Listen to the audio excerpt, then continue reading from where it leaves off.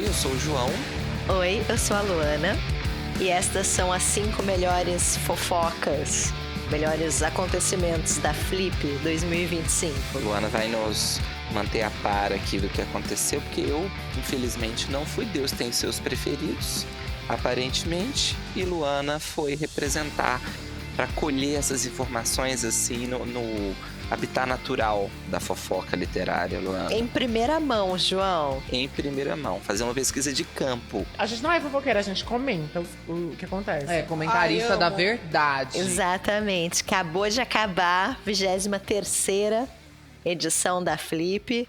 Então trouxe aqui fatos desconhecidos do grande público pra gente comentar, pro João ficar sabendo também. Começando, João, com a fofoca número 1, que é a seguinte. Tava muito cheio, gente. Tava um inferno. Inferno! Dados. O jornal O Globo publicou que o público da Flip desse ano foi de 34 mil pessoas, 10% a mais do que no ano passado. E aí, para a gente ter tido esse aumento de público, tem 2 explicações possíveis, tá, João? A primeira é que a Flip voltou para julho. Não sei se todo mundo sabe, mas julho era a época tradicional da Flip, aí por conta da pandemia tiveram vários atrasos no calendário. Em 22 e 23 aconteceu em novembro, em 24 aconteceu em outubro, agora em 25 voltou para julho. Talvez as pessoas prefiram julho de fato, não queiram encarar aquele calor dos infernos de final de ano em Paraty. Recesso, né? Recesso escolar, os professores podem ir. E a segunda explicação, ou é por conta de julho, ou é porque o podcast Livros e Listas foi convidado para uma mesa. Eu acho que isso deve ter atraído muito público também. Só se falava de outra coisa na Flip. Com certeza. Nas ruas de Paraty, o assunto era outro. Mas fomos convidados para uma mesa na Casa Pagã. João não participou, porque acabou não conseguindo ir na Flip, mas eu estava lá para representar e foi muito legal, João. Que gracinha. O que me leva à 4ª posição de fofoca aqui, que também tem a ver com Flip cheia, que é a Waltermania.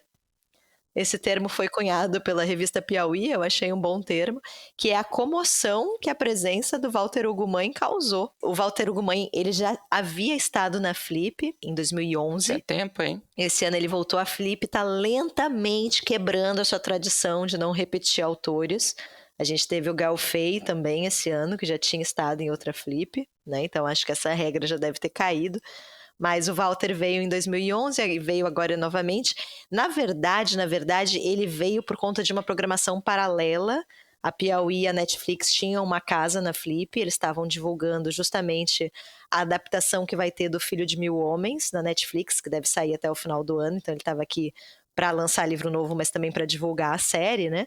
E aí a Flip, que já tinha divulgado a sua programação oficial nessa altura, quando o Walter Ugumãe foi confirmado nessa casa, colocou uma mesa extra. Que boa ideia! Por que a gente não chamou ele? Vamos aproveitar. Eu não tenho certeza dessa informação, eu não sei quantas horas cada escritor gastou ali dando autógrafos, mas eu acho que a fila do Walter Ugumãe foi a maior, viu? Segundo a própria Piauí, numa matéria que eu li com eles, as 2 vezes que ele se colocou para autógrafos, né, nas 2 casas, na programação principal e na casa Netflix Piauí, ele ficou mais de 4 horas autografando. Então, realmente é impressionante como o Walter Ugumãe faz sucesso no Brasil. Ele é um autor muito querido por aqui. Sabe de que eles me chamam? De Queen! Inclusive, eu e o João, a gente estava conferindo aqui antes de começar a gravação os livros mais vendidos da Flip, e o Walter Ugumãe está nas 2 primeiras posições. Isso aqui é poder. Em terceiro lugar vem a Neide Sino. E aí depois, quais eram os outros? A Rosa Monteiro. Esqueci qual era o 5º lugar. Acabei de ver e esqueci. Olha a memória da pessoa. Não era o Leminski, o próprio? O 5º é o Sandro Veronese. O italiano. Italiano? O italiano, escritor italiano. Tá fazendo muito sucesso, viu, o senhor Sandro Veronese? Eu fiquei com vontade de ler. Parece que é um bafão familiar. Italianos gostam, né? Tem essa categoria literária na Itália, do bafão familiar. Não né? só na literatura, eu diria. E falando no Sandro Veronese, minha terceira fofoca aqui, gente, que é... Walter Ugumãe ficou horas autografando, dava autógrafo na rua, eu mesma consegui o autógrafo com ele saindo de um restaurante. Mas assim, como eu falei, a Flip estava muito cheia e teve tiveram várias filas de autógrafos gigantescas. A da Rosa Monteiro estava grande, do Ney Lopes estava grande, da quadrinista também, a Liv Stromquist, muito grande. Mas o senhor Sandro Veronese, este escritor, esse distinto escritor italiano, não deu autógrafos, João. Olha. Na verdade, para ser justa, ele deu poucos autógrafos. Ele ficou ali 15 minutos, 20 minutos e um beijo, foi embora. E aí as moças que estavam organizando ali a fila da própria produção da Flip falaram que ele tinha um jantar muito importante, que ele precisava sair. Então ele não deu autógrafo. E aí tem uma fofoca da Flip, que eu não sei se é real, mas a gente escutou histórias de pessoas que encontraram ele na rua e ele se recusou a autografar. Olha. Eu sempre fico pensando, o que será que leva um autor a se negar a autografar? Quando é uma questão de compromisso, eu até entendo, né? Às vezes a pessoa não tem ali 4 horas para ficar disponível. Não sei se o Sandro ia estar com essa bola toda também, de 4 horas. Mas assim, quando é uma questão de demora, ok. Mas assim, na rua, né? A pessoa fala não. Eu confesso que eu fiquei chateada, assim. Eu acho que se você se predispõe aí na Flip, você tem que autografar. E não foi o primeiro autor. Beleza, não precisa necessariamente ser 4 horas. Tem um outro que ficou muito famoso na Flip que eu fui, que também falou que não ia autografar. O Labatute, né? Uhum. Mas ele não autografou nenhum, né? O Labatute nem foi pra mesa. O Veronese ainda foi, autografou ali uns 15 minutos e aí #partiu. Um beijo da Anitta. Eu fiquei com um pouco de ranço, gente. Eu não consegui os autógrafos e já coloquei os livros dele pro Scooby. Pra trocar no Scooby. Segunda fofoca aqui, gente, é que esse ano eu achei, aqui é a minha interpretação, né? Eu achei a Flip mais explicitamente política. Politizada. Num bom sentido. Muitas vezes a Flip foi acusada de ser muito neutra, de evitar determinadas pautas, determinados assuntos. E esse ano eu acho que ela trouxe discussões muito interessantes, mesas muito importantes. A curadoria foi da Ana Lima Cecílio, né? E a gente teve vários. Eu posso dar vários exemplos aqui, mas eu trouxe 3 aqui. 3 exemplos que foram as mesas da Dolores Reis e da Dália de Lacerda, que são escritoras latino-americanas, né, argentina e mexicana, respectivamente, e elas falaram sobre ser mulher na América Latina e da violência sofrida pelas mulheres. Foi uma mesa muito boa.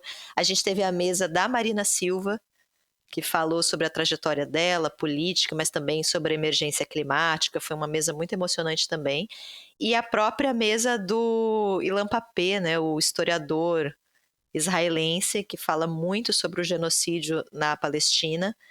Então essa foi uma mesa também que foi muito concorrida, estava bem cheia.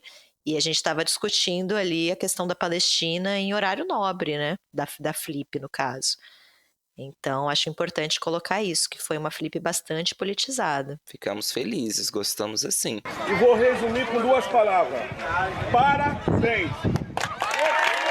E aí eu vou para minha última fofoca aqui, o meu primeiro lugar, gente, que é justamente sobre isso. O fato da Ana Lima Cecílio ter feito uma Flip tão explicitamente politizada, a pressão que ela sofreu para que essa mesa do Ilan Pappé não acontecesse. Nossa, gente. Isso foi dito durante a mesa mesmo, né? Foi explicitado ali pela organização do evento, mas eu conversei na Flip com um escritor, que eu não vou falar quem é, porque eu acho que eu não tenho essa permissão de dar essa informação, eu não pedi para falar isso, mas um escritor que, digamos que eu e o João, a gente admira muito. E ele falou que isso era real, que realmente existia uma pressão grande para ela cancelar essa mesa. E aí, dois fatos aqui, tá, gente? Primeiro é que logo depois, dias depois, a gente viu tudo o que aconteceu com a Flipei, a festa literária das escritoras, das editoras independentes, que acontece em São Paulo, né? E foi logo depois da Flip, e justamente o Ilan Pappé foi, na verdade, para a Flipei também. E a Flipei, ela teve todo um imbróglio ali, porque ela iria acontecer na Praça das Artes, que é mantida pela Fundação do Teatro Municipal de São Paulo. E aí ela ia começar na quarta-feira da semana passada, aqui do momento que a gente está gravando, né? E na sexta anterior, ou seja, 4 dias antes, essa fundação simplesmente cancelou a a disponibilização do espaço, né, dessa praça onde ia acontecer a Flipei. Pouquíssimos dias antes do início do evento. Imagine isso para a logística, você ter que mudar tão apressadamente o espaço, todas as pessoas que já tinham se programado para ir na Flipei. E aí, inicialmente, eles deram lá uma desculpa muito esfarrapada de que, na verdade, a Flipei ia prejudicar a volta às aulas ali da região, qualquer coisa do tipo. Mas depois existiu uma declaração de que, na verdade, a Flipei, o evento literário, estava se tornando muito político, né? Não, e uma feira de editora independente, né?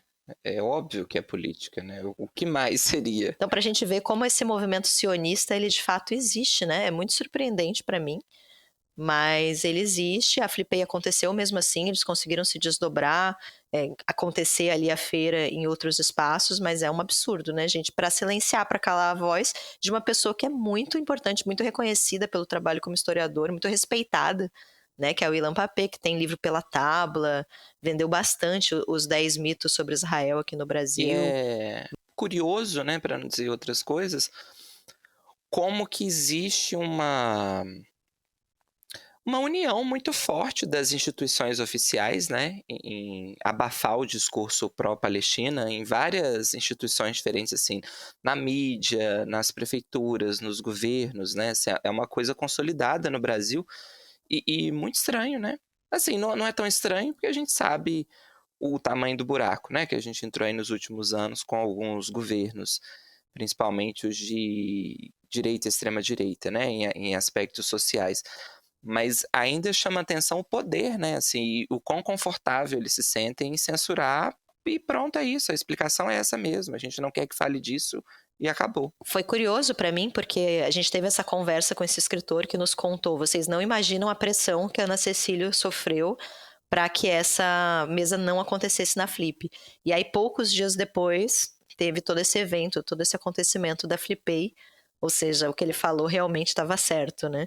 E ele ainda contou outra coisa, João, que eu também queria colocar aqui, que ele nos contou que durante muitos anos eles tentaram levar o Elias Khoury para a Flip. Grande escritor libanês, a gente já recomendou aqui no podcast, a gente recomendou um livro dele chamado Meu Nome é Adam, que eu adoro, e ele sempre foi muito advogado, né, da causa palestina, sempre falou muito em nome ali dos palestinos, tem livros que se passam na Palestina, é uma figura muito importante nessa luta. Enfim, é um escritor tremendamente importante, faleceu esse ano, infelizmente. E aí ele contou pra gente que eles tentaram trazer esse escritor muitas vezes para o Brasil, muitas vezes para a Flip, e sempre existiu essa pressão para que ele não viesse. E de fato não veio, né? Nunca participou de uma Flip. E é absurdo porque, apesar da gente ter uma noção de mundo, né, a gente sempre espera que as pessoas que trabalham com livros sejam mais abertas a alguns temas políticos, e não é o que acontece quando a gente pensa, às vezes, em instituições oficiais e organizações oficiais, né? Eu acho muito curioso esse descompasso, às vezes, entre a empresa que está prestando o serviço e o próprio público que consome esse tipo de serviço, né? A gente sabe que não dá para generalizar, obviamente não é porque a pessoa é leitora que ela é extremamente politizada, que ela vai ser uma grande humanista, mas a gente sabe também que a tendência é que em locais em que haja um mínimo de consumo de cultura, as pessoas sejam minimamente mais abertas a determinadas discussões e assuntos. Então, me chama muita atenção como que no Brasil a gente ainda tem um abismo, às vezes, entre quem domina essa produção e quem consome, né? Mas, apesar de tudo, as mesas aconteceram na Flip, estiveram lotadas, então eu acho que é um recado do público também, né? É verdade, sim. Vocês já devem ter reparado, mas voltei da Flip gripada, é o que acontece quando a gente entra em contato com 34 mil pessoas, um público 10% maior do que do ano passado.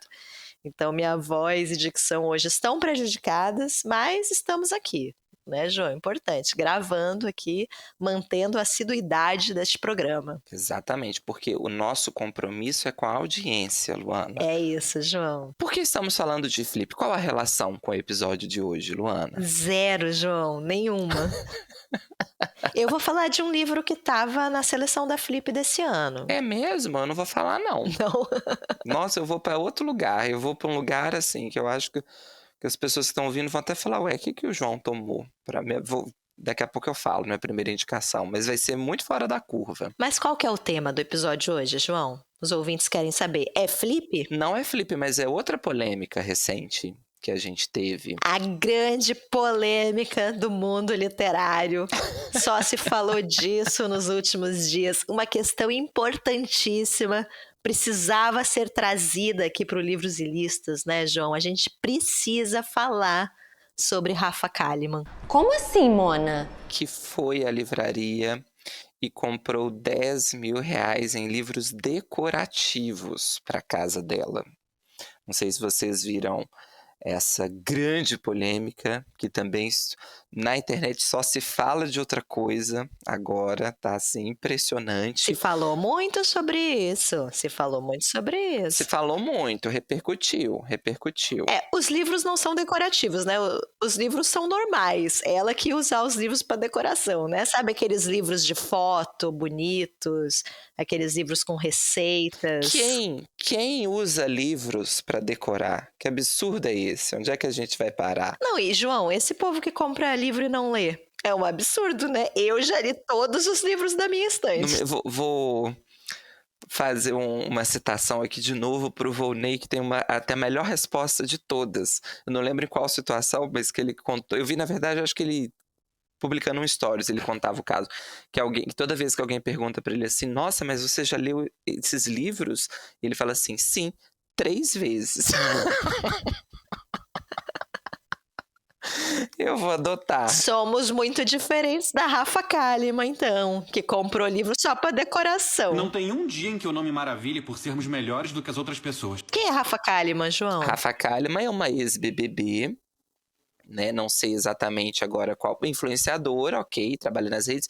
Tem aí uma carreira de atriz em começo, né? Tentou também uma carreira como apresentadora, ela tinha um programa. Eu não acompanho, gente. Não acompanhei nem exatamente.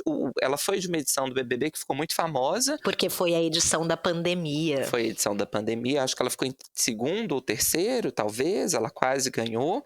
Era da Manu Gavassi, não era? Tô indo aqui de memória, gente. Da Se eu estiver falando alguma né? coisa. Da Thelminha, que a Thelminha ganhou. E a Rafa Kalimann, eu acho que ela já era influenciadora, não era? Antes de entrar no BBB, acho que ela já entrou como camarote. Posso estar falando bobeira, tá, gente? Me corrijam aí, porque de fato eu não acompanho. Mas ela postou, não temos aqui o dia, não pesquisei, mas ela postou nas redes sociais dela uns stories, uma foto dela indo numa livraria com essa legenda, né? E aí isso foi uma comoção, Luana, no mundo literário. R$10.000 de livro, nunca vi isso aqui na minha vida. Quantos livros vieram? Por quê? Aqui embaixo, esse pedaço aqui, a gente vai encher de livro na decoração da cozinha. E lá em cima tem uma super biblioteca. Então a gente foi mais para comprar livros de culinária, que a gente trouxe vários. Isso aqui é tudo culinária. E aí eu aproveitei para pegar outros livros que eu tava super afim. Esse aqui são os que eu quero ler de verdade agora. E tinha o valor, né? Eu acho que ela não coloca na publicação, na verdade é o namorado ou o marido que passa no vídeo e fala, nossa, já deu R$10.000, uma coisa assim. Pois é, gente, e aí as pessoas começaram a criticar a moça, né, chamando ela de burra, que ela não lê livros, que ela não tem o direito de comprar livros. O que pensamos sobre isso, João? Eu penso muitas coisas, Luana, tem até que organizar aqui minha fala, mas vamos lá. Primeiro ponto que eu acho importante, vamos ser justos, Luana, nós somos justos. A Rafa Kalimann é uma leitora, isso eu não sabia também, mas eu vi a repercussão, eu vi mais os vídeos de repercussão do que a repercussão em si. Mas parece que nas redes sociais dela, ela sempre indica livro, ela sempre posta, ela tem uma questão ali de realmente ter a leitura como lazer na vida dela e ela compartilha isso.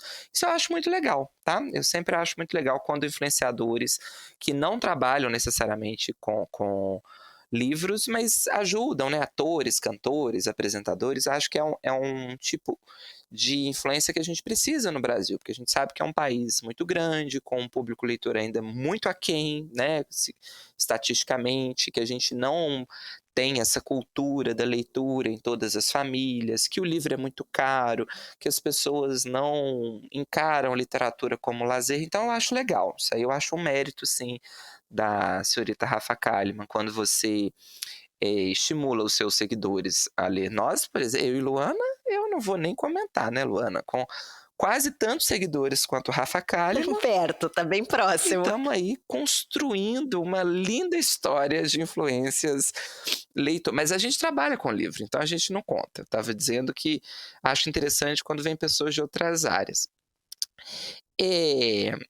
Mas eu acho que tem camadas e camadas. Eu vou jogar para você me falar o que você pensa, para depois eu falar o que eu penso. O que eu penso pode ser bastante resumido por uma fala da própria Rafa Kalimann, depois comentando a polêmica, que é: se as pessoas estivessem lendo, não estavam comentando coisa na internet. Deixa ela comprar os livros que ela quiser. O dinheiro é dela, a gente não tem nada a ver com isso. Que foi outra frase que ela usou. Ela foi numa livraria, ela nem comprou na Amazon, João. A gente tá precisando desse investimento. Ela podia ter usado o link do podcast. Nossa, 10 mil reais, se ela tivesse comprado... Poxa, Rafa, se você está aí nos ouvindo, Rafa, fique sabendo que a gente tem um link de parceria com a Amazon. Você pode entrar e comprar. Muito ouro, inshallah. Mas eu fiquei pensando, tomara que ela tenha... Porque parecia uma livraria de rede, né? Dessas assim, grandes. Pelas imagens que eu vi. Tomara que ela tenha comprado numa livraria que o livreiro ganha comissão, né? Tomara. Ela vai ter feito uma pessoa muito feliz. Eu fiquei torcendo. Exatamente. Mas eu vou problematizar, Luana. Fale. Hoje eu tenho polêmicas. Vou tentar organizar aqui minha fala antes do mais. Acho que, ok, que bom que ela tá comprando o livro, que legal que ela postou foto da livraria, que ela estimulou. Muito concordo que o dinheiro é dela, ela faz o que ela quiser. Concordo que os livros podem ser usados como objetos decorativos, principalmente se você comprou o livro, você faz o que você quiser. Vou até fazer um meia-culpa aqui depois, dar alguns exemplos. Mas eu acho que todo o problema, na verdade, tem 2 problemas na fala que para mim pegam muito mal. O preço. Falou de preço, para mim, perdeu a razão, gente. Quando você começa a explicar ou a falar quanto que você gastou, aí nada do que vem na sequência, para mim, vai fazer. Você perdeu toda a sua razão quando você começa a expor o preço. E aí, porque, né, embora não tenha sido exatamente na postagem original que deu problema, a questão do preço veio depois. Qual que é o problema para mim? Sabendo que você vive num país com, né, a desigualdade do Brasil, quando você começa a falar, eu gastei 10 mil reais em livro, o livro vai para segundo plano. A mensagem para mim é, eu tenho 10 mil reais para gastar nisso daqui. Eu encaro assim. E aí, o uso da expressão para mim fica ruim também. Porque quando você fala assim, comprei livros decorativos, eu acho que já está mal empregado. Porque quando ela foi explicar, na verdade, o que ela está chamando, eu achei até meio pejorativo, porque quando ela explica o que são os livros decorativos, são livros de arte. Então, assim, eu acho diferente. Se eu falar assim, fui na livraria e comprei vários livros de arte. Agora, fui na livraria e comprei livros decorativos. O que são livros decorativos, né? E aí, junto com o preço, qual que é a mensagem que eu acho que chega mal e que dá o ruído de comunicação? Eu tenho 10 mil reais para comprar em livros que eu sequer pretendo ler. Eu estou comprando, aí eu acho que vai para um lugar de poder econômico mesmo, sabe? Do tipo assim, eu tenho tanto dinheiro que eu posso gastar esse dinheiro todo num objeto que eu sequer tenho interesse em ter na minha casa, que eu vou usar ele para outros fins. Não acho que foi isso o que a Rafa quis fazer, tá? Vou fazer o papel de advogado do diabo. Mas a partir do momento que entra o preço para mim, é assim que a mensagem vai chegar para mim, sabe? Se ela tivesse falado assim, fui na livraria e comprei vários livros decorativos. Maravilhosa, parabéns, compre vários. Mas que eu falei assim, o que são livros decorativos? Livros de fotografia, ótimo, legal. Não é decorativo, acho que é diferente, né, do conceito. Mas tudo bem, volto a dizer, livros podem ser usados como objetos decorativos. Vou fazer uma meia-culpa aqui, uma coisa bem classe média, burguesa, safada, que vocês vão, assim, vou perder pontos talvez. Eu tenho o livro do Sebastião Salgado na minha mesinha de centro da sala. Não acredita, João. Realizando o sonho da classe média. Você tem livros decorativos. Tenho o livro tadinho do Sebastião Salgado. Adoro Sebastião, falar que ele... Mas por que eu tenho o livro do Sebastião Salgado? Porque eu posso. Porque eu gastei 10 mil reais na livraria pra comprar. Não, foi até presente da Marina e do Thiago. Mas Eu tenho ele na mesa de centro, na mesa lateral, mas vocês entenderam. Mas porque é um livro belíssimo, né? É um livro que realmente vai... Mas não é decorativo nesse sentido. É um livro que eu, de fato, dou valor para as fotos dele. Eu gosto da carreira do Sebastião Salgado. Eu acho ele um artista muito politizado, com um ponto de vista... Eu sei também que ele ficou estigmatizado, por isso que eu fiz a brincadeira do livro da mesinha de centro da burguesia brasileira. Mas tudo bem, estou disposto a pagar esse preço aí, não o físico, né? Não o monetário, mas o preço simbólico de ter o Sebastião Salgado. Mas estou dizendo assim, o problema não é você usar um livro de arte também como elemento decorativo. Ele tem um valor estético, principalmente essas edições, que livro de foto ou de pintura, geralmente a página é trabalhada, é muito bonito, você pode deixar aberto numa página. É para estimular a visita, folhear, puxar um assunto, etc. O problema para mim não é usar o livro como decoração ou comprar uma quantidade enorme, mesmo que você não tenha pretensão de ler. Todo mundo que coleciona livro faz isso, né? Já gastou ali um valor, comprou muito livro, geralmente é em promoção. O problema para mim é o valor, porque a partir do momento que entrou o valor financeiro, a mensagem vai para um outro lugar. O livro vai até ficar em segundo plano, sabe? Porque aí poderia ser com qualquer coisa. Se eu postar assim, vim aqui hoje na loja X comprar R$10.000 em produtos de cozinha decorativos. Acho que vai ter o mesmo impacto, sabe? As pessoas que cozinham vão falar, nossa, mas... Não acho, João. Você acha que não, Lu? Você acha que... Eu discordo de você. Eu acho que ela já expôs valores de muitas coisas. E isso nunca causou tanta repercussão.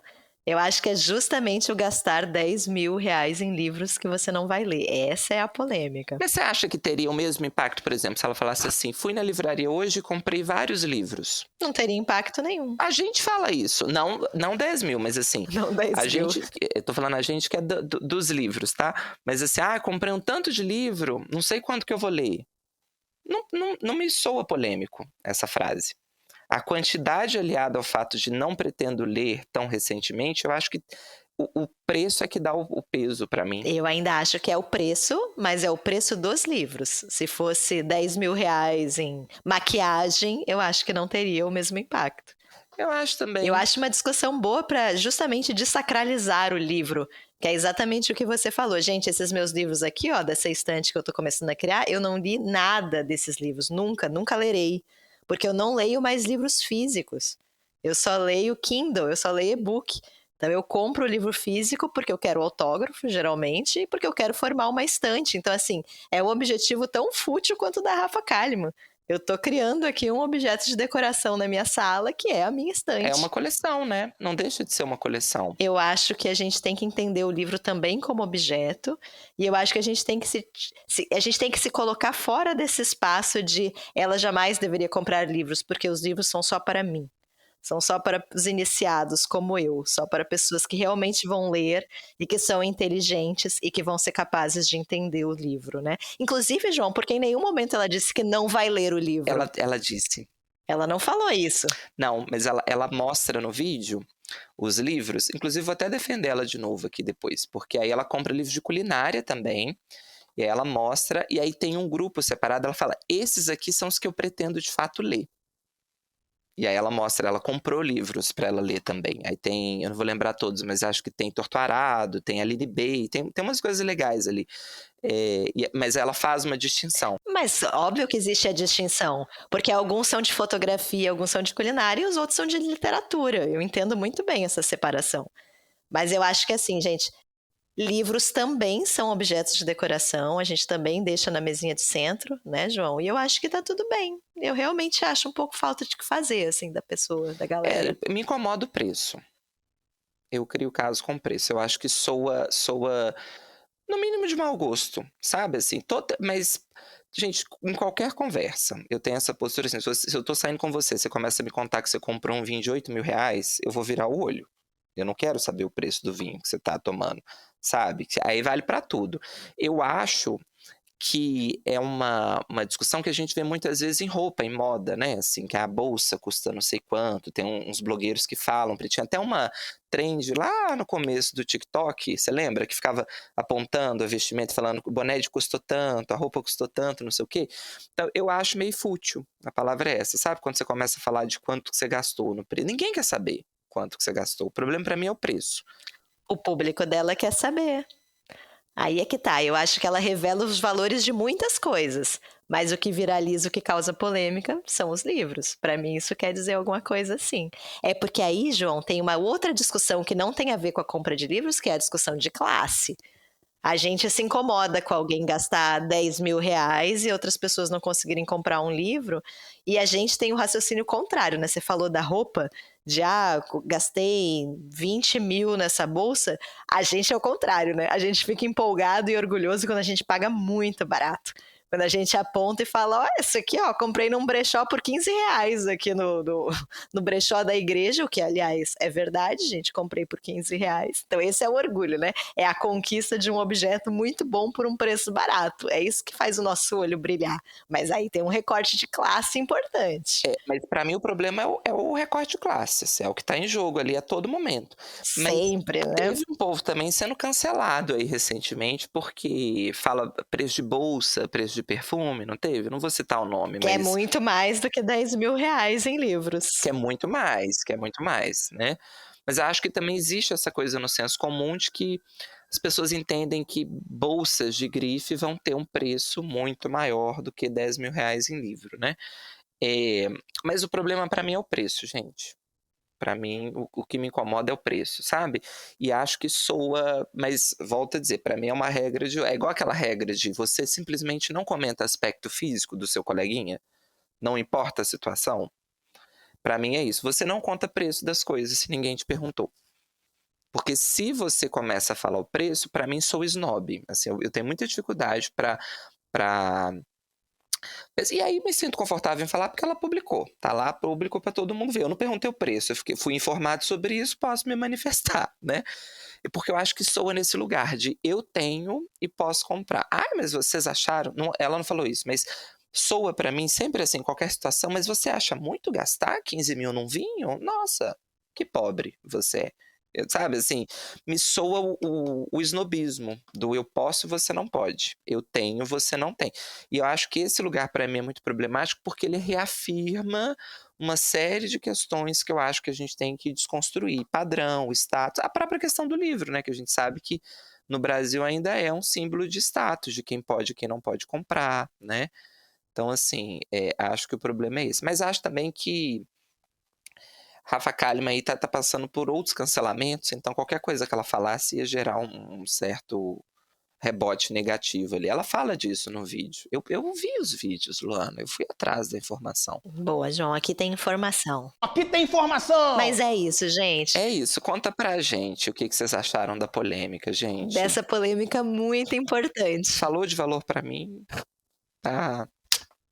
Estou contra você. Entendi, João. Você tem seus pudores, você tem seus limites morais. Você tem Sebastião Salgado, Luana, na sua mesinha de centro? Não tenho, ainda não tenho nem a mesinha de centro, mas um dia terei. Porque você não tem o livro do Sebastião. Quando você comprar, você vai se sentir obrigada a ter a mesinha de centro. Vocês acabaram de perceber que o João tem os seus limites, mas esse podcast não tem limites. Porque a gente está se aproveitando da polêmica para fazer aqui um top 5 de 5 indicações de livros para Rafa Kalimann. Esse é o objetivo desse episódio. Ou 5 livros não decorativos. Eu vou recomendar um decorativo também. Os meus eu acho que não são decorativos, gente. Eu vou para um lugar muito doido. Tá, quer começar, João? Qual a sua primeira recomendação para Rafa Kalimann? Começa. Hoje a gente tá com muitas histórias, Luana. Esse episódio vai ficar imenso.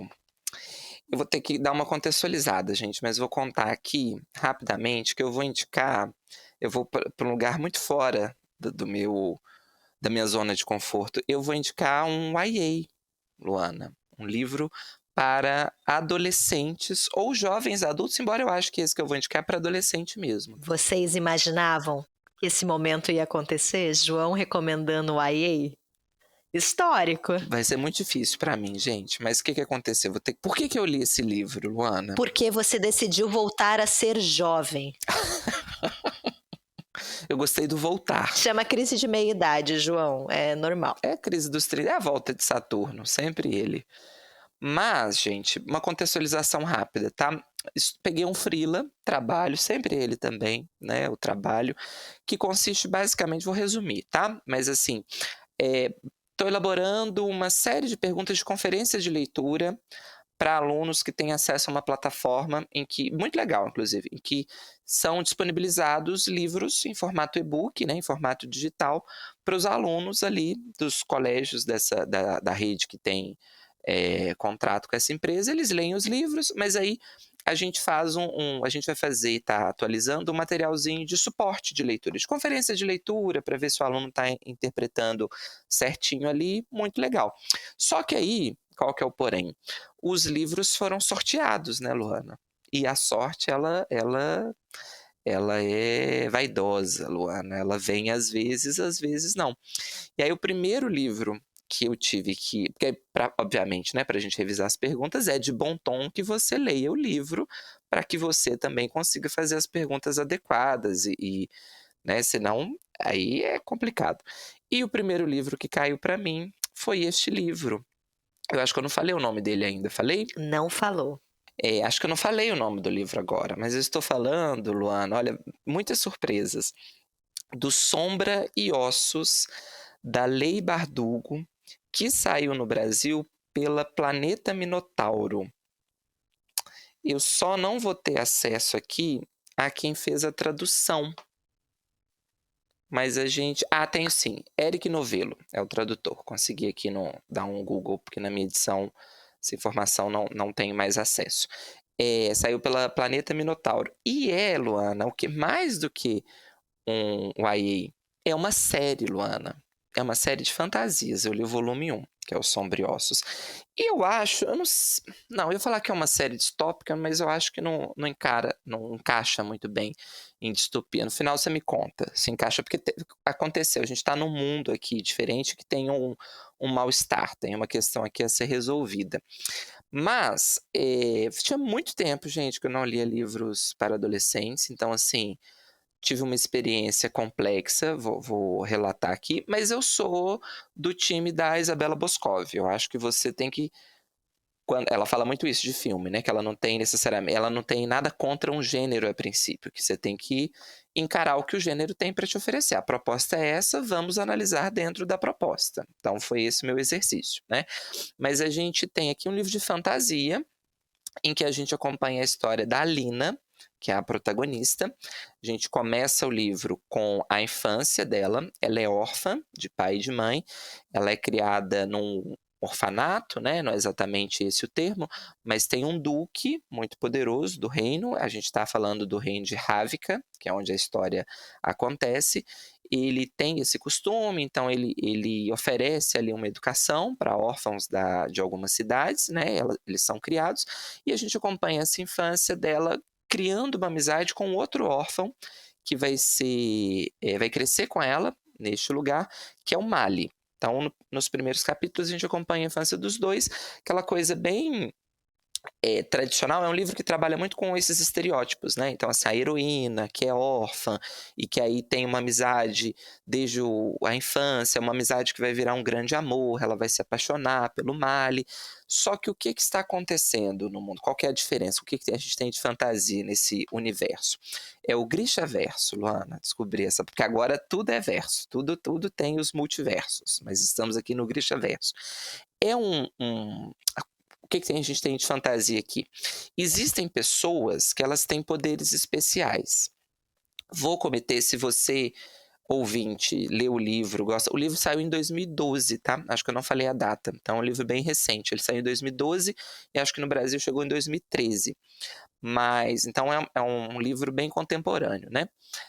Se alguém é aí amante dessa série, eu vou pedir perdão dos termos que eu vou usar aqui, mas porque é falado muito no livro. Quem são os Grishas, Luana? Os Grishas são pessoas que têm poderes especiais. Eles são divididos em categoria, em função do poder que eles têm. Não é magia, o livro fala isso o tempo todo. Não pode falar que é magia, mas é magia, tá? Você aí que está me ouvindo, imagine como magia que a nossa vida vai ficar mais fácil. Se você é fã da série, peço perdão, tá? Porque eles falam, não é magia.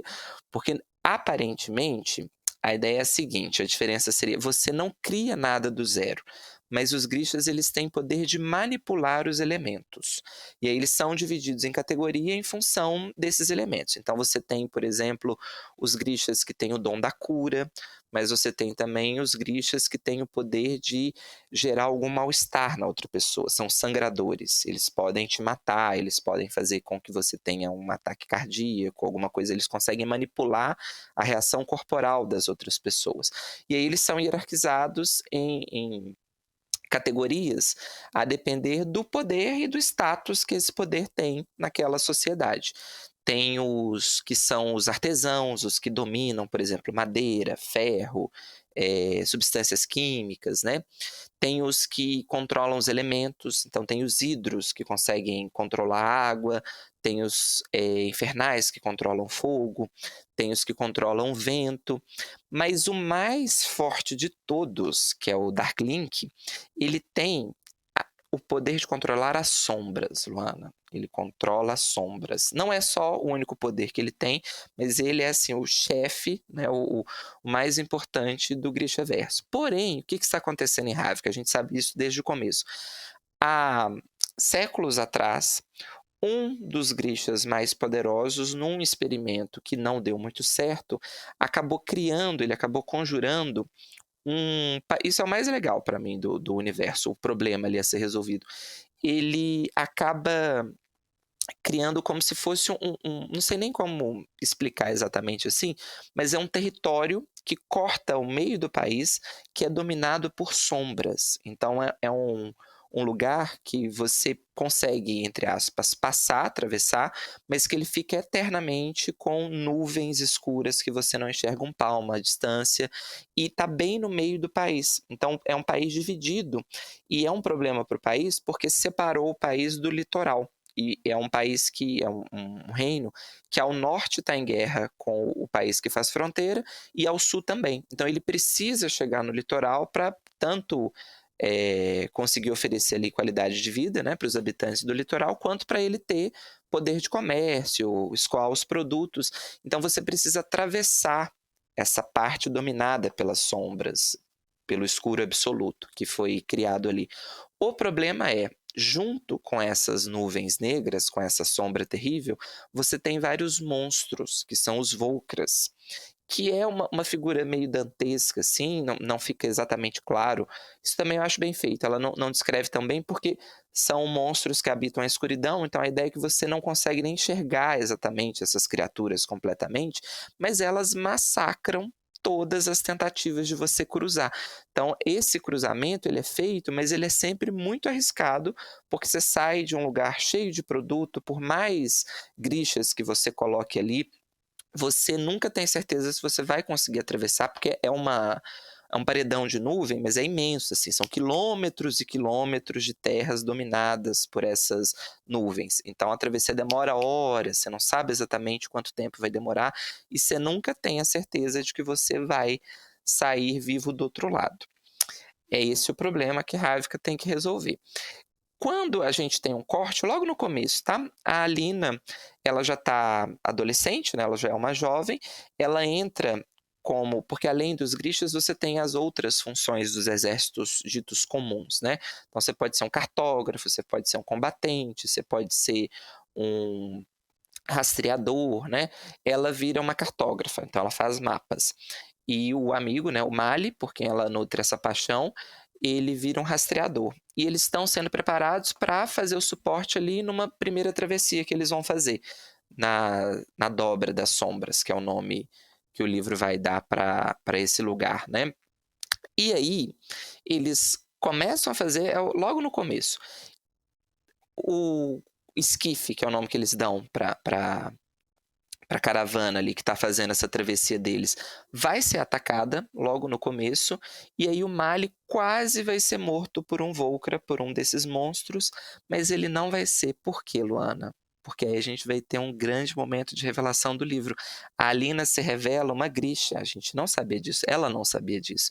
E não é qualquer Grisha, ela tem o poder mais importante do universo. Ela é uma conjuradora da luz, Luana. Ela é a única Grisha no mundo capaz de conjurar a luz. E aí ela é o segredo para destruir a dobra das sombras, porque só um Grisha que conseguisse controlar a luz poderia furar essa escuridão e afugentar esses monstros. Só que ninguém sabia disso, nem ela mesma. Só uma recapitulação. Dentro desse universo, todas as crianças são testadas quando elas chegam numa determinada idade para saber se elas têm determinados poderes ou não. Quando se descobre que elas têm os poderes, elas são levadas para o treinamento, né, para ter a educação adequada para aprender a controlar. E a Alina foi testada, mas não descobrem esse poder nela. Depois o livro vai explicar por que isso acontece. Mas você tem ali uma comoção no começo, porque ela é a grande promessa de salvação desse reino que está há centenas de anos com essa maldição da dobra das sombras. E aí o livro vai contar, na verdade, a trajetória da Alina. O momento em que se descobre que ela é a grande promessa de salvação, mas ainda num começo muito turbulento, porque as pessoas duvidam que ela tem esse poder mesmo, porque é um grupo pequeno de pessoas que viu, então eles são levados para o Darklink, que é o chefe dos Grishas, né, o Grisha mais importante, para que ela mostre os poderes na frente, para que não fique parecendo que é uma lenda urbana. Ela vai ter muita dificuldade, ela não consegue acessar o próprio poder, porque ela não foi treinada.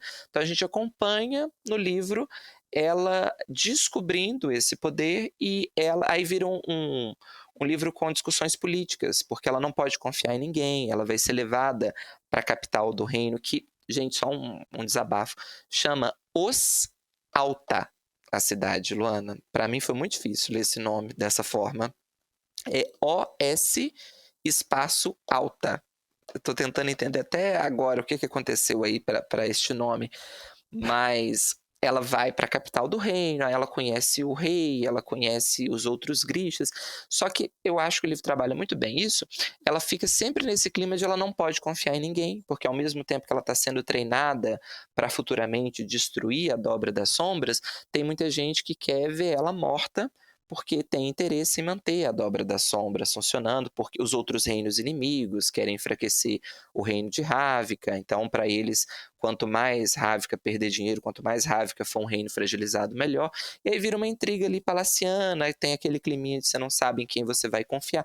O Darklink é um personagem ambíguo, porque ele é o mais poderoso, ele aparentemente está ajudando ela, a Alina, a descobrir os poderes dela, mas ele é propositalmente construído dessa forma, você não sabe exatamente se ele é vilão, se ele é um aliado, quais são os planos que ele tem. Ele é uma figura muito sedutora, muito bonita, então a Alina vai se apaixonar por ele, eles começam a ter ali um trelelê, e é isso, vamos nessa, por aí. Aí, se você quiser saber se ela destrói a dobra das sombras, você vai ter que ler Sombra e Ossos, tá, Luana? Luana jovem amaria isso aí.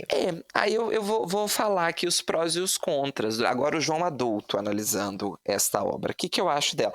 Eu acho que ela tem pontos muito positivos mesmo, e tem questões, assim. Vou jogar para você. Você prefere os prós ou os contras primeiro, Lu? Os prós. Os prós? Eu acho que é uma história muito bem feitinha para adolescente, concordo com a sua fala, eu acho que se eu tivesse lido na adolescência eu ia amar, ia querer saber o que acontece, é uma trilogia, tá, gente? Ia querer ler os outros dois. Acho que a autora tem uma mão boa para dosar esse ritmo de aventura com a intriga palaciana, porque ela faz uma coisa que eu acho espetacular.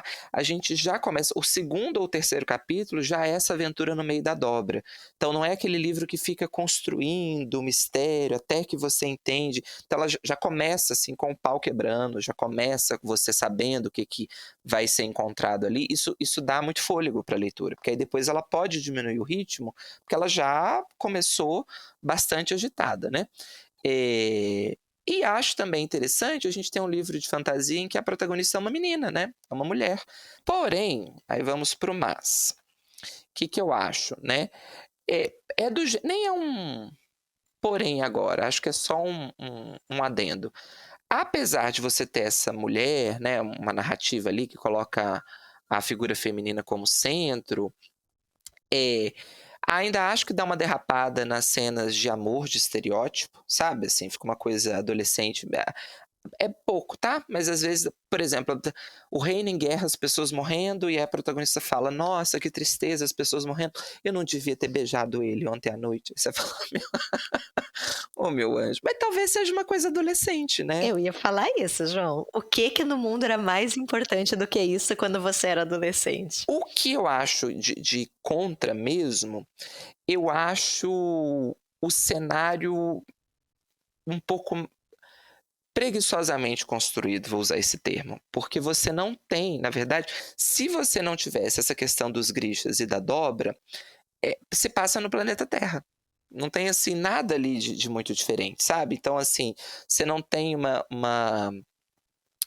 um detalhamento de como é o cenário, como são as cidades, o que tem de diferente nesse universo. E acho que se você quer criar um universo paralelo, assim, um mundo de fantasia, é o mais legal, né, gente? É você criar ali tudo, assim, o panteão, quais são os deuses que são cultuados, que tipo de comida.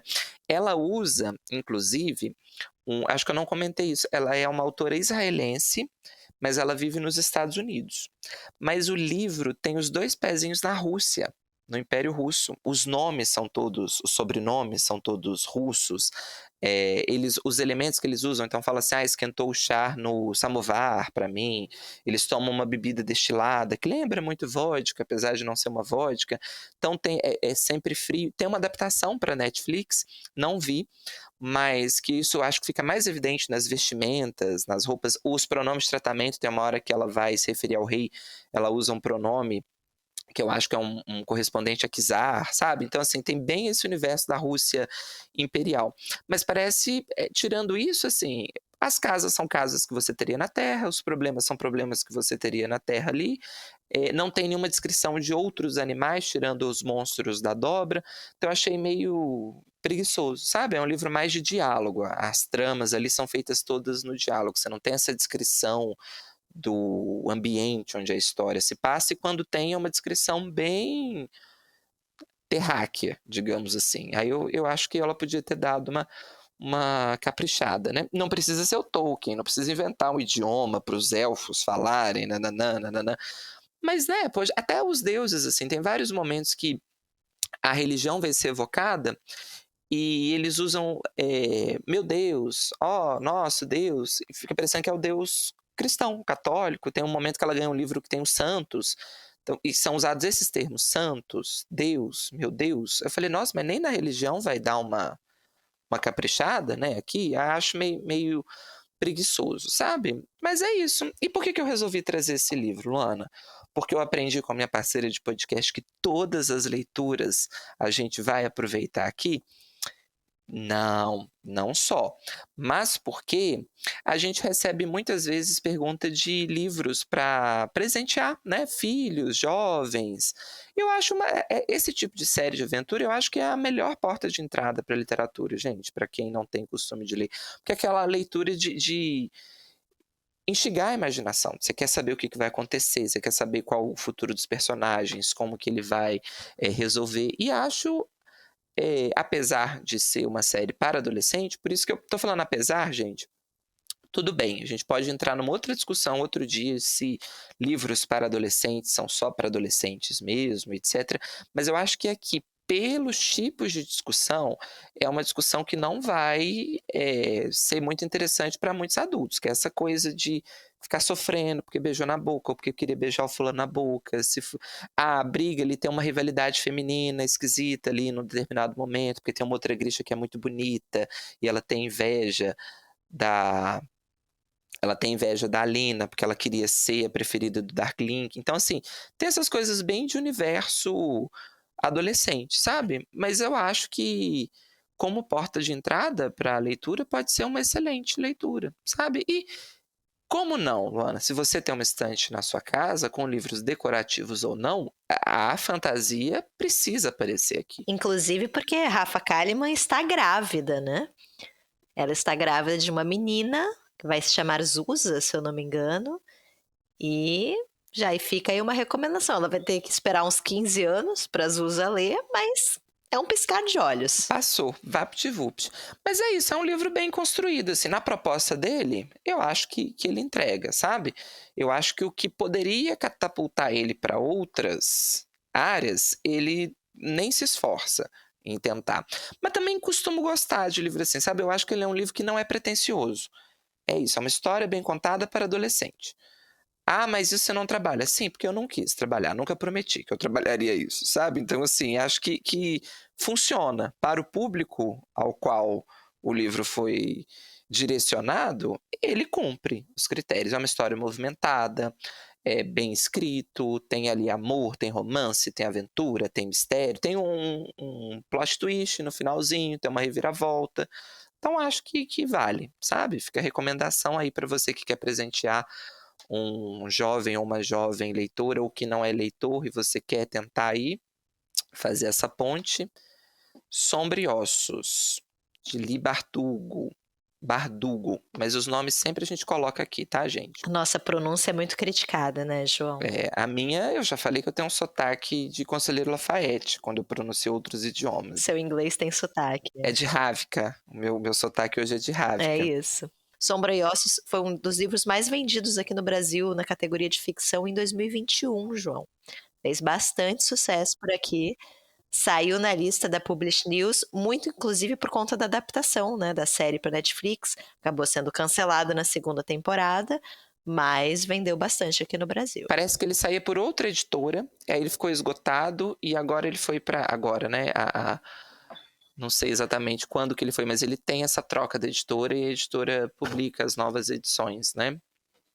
Não assisti a série, gente. Acho que não quero ver, porque eu vi falaram mal da série. E foi cancelada, né? Como é que você cancela uma trilogia, gente? Que loucura isso. A eterna tristeza de você ver uma série que não vai ter final. Cadê o Brasil para obrigar a Netflix a fazer o episódio final, igual a gente fez com Sense8, quando era tudo mato? Vou contar para os jovens daqui, ó, a verdadeira aventura, a verdadeira muralha de sombras, a dobra de sombras que a gente teve que destruir no comecinho dos anos, era o quê? 2010? Você é desse tempo, Luana? Eu adoro Sense8. Você foi nas trincheiras lutar? Com certeza, saudades do Alemão Pelado. Foi, eu acho, a minha primeira série que eu assisti, assim, na Netflix. Os streamings estavam começando a chegar no Brasil, não, na minha classe social. Na minha casa. E aí eu comecei. E aí foi a primeira que eu vi, amei, e a Netflix fala, não vai ter final. Fomos pras ruas, gente. A gente mudou a forma dos streams encararem o Brasil. E finalizou. Então conta aí com todos os fãs de Sombra e Osso na porta da dona Netflix, exigindo um final para Sombras e Ossos. Guerra! Mas e você, Luana? Você vai de fantasia também ou não? Não é de fantasia, pelo contrário. Como sempre, eu vou baixar o clima, sim. Essa é minha missão aqui neste podcast. Só vou trazer livros tristes, tristíssimos. É isso que o povo gosta, livro bom é livro triste. Eu vou falar, João, sobre um livro chamado Sobre a Terra Somos Belos por um Instante. Olha que título bom. Do Ocean Vuong. Ele é vietnamita, mas já mora há muitos anos, é naturalizado nos Estados Unidos. Esse livro saiu em 2019 e aqui no Brasil foi lançado pela Rocco com tradução do Rogério Galindo. E esse livro divide opiniões, tem muita gente que não gosta, mas eu gosto muito, vou defendê-lo aqui. É um romance epistolar. Então esse protagonista, ele vai escrever uma longa carta para sua mãe, para Rose. E aqui eu já quero dar a primeira curiosidade, o primeiro comentário sobre o livro.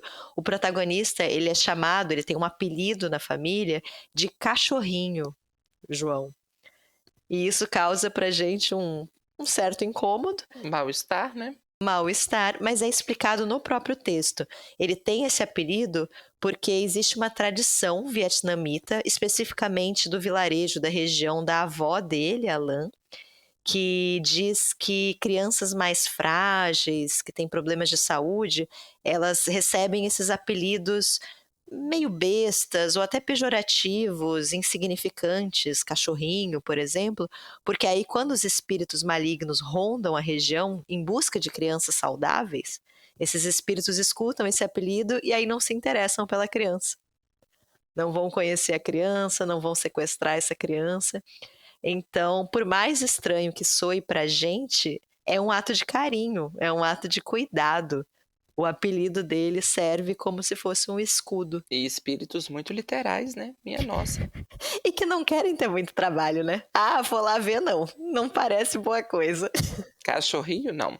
E aí, João, eu quero começar essa fala aqui lendo o início do livro. É um trecho bem curto, gente, mas que eu acho bem interessante. Vou ler para vocês. Deixa eu começar de novo.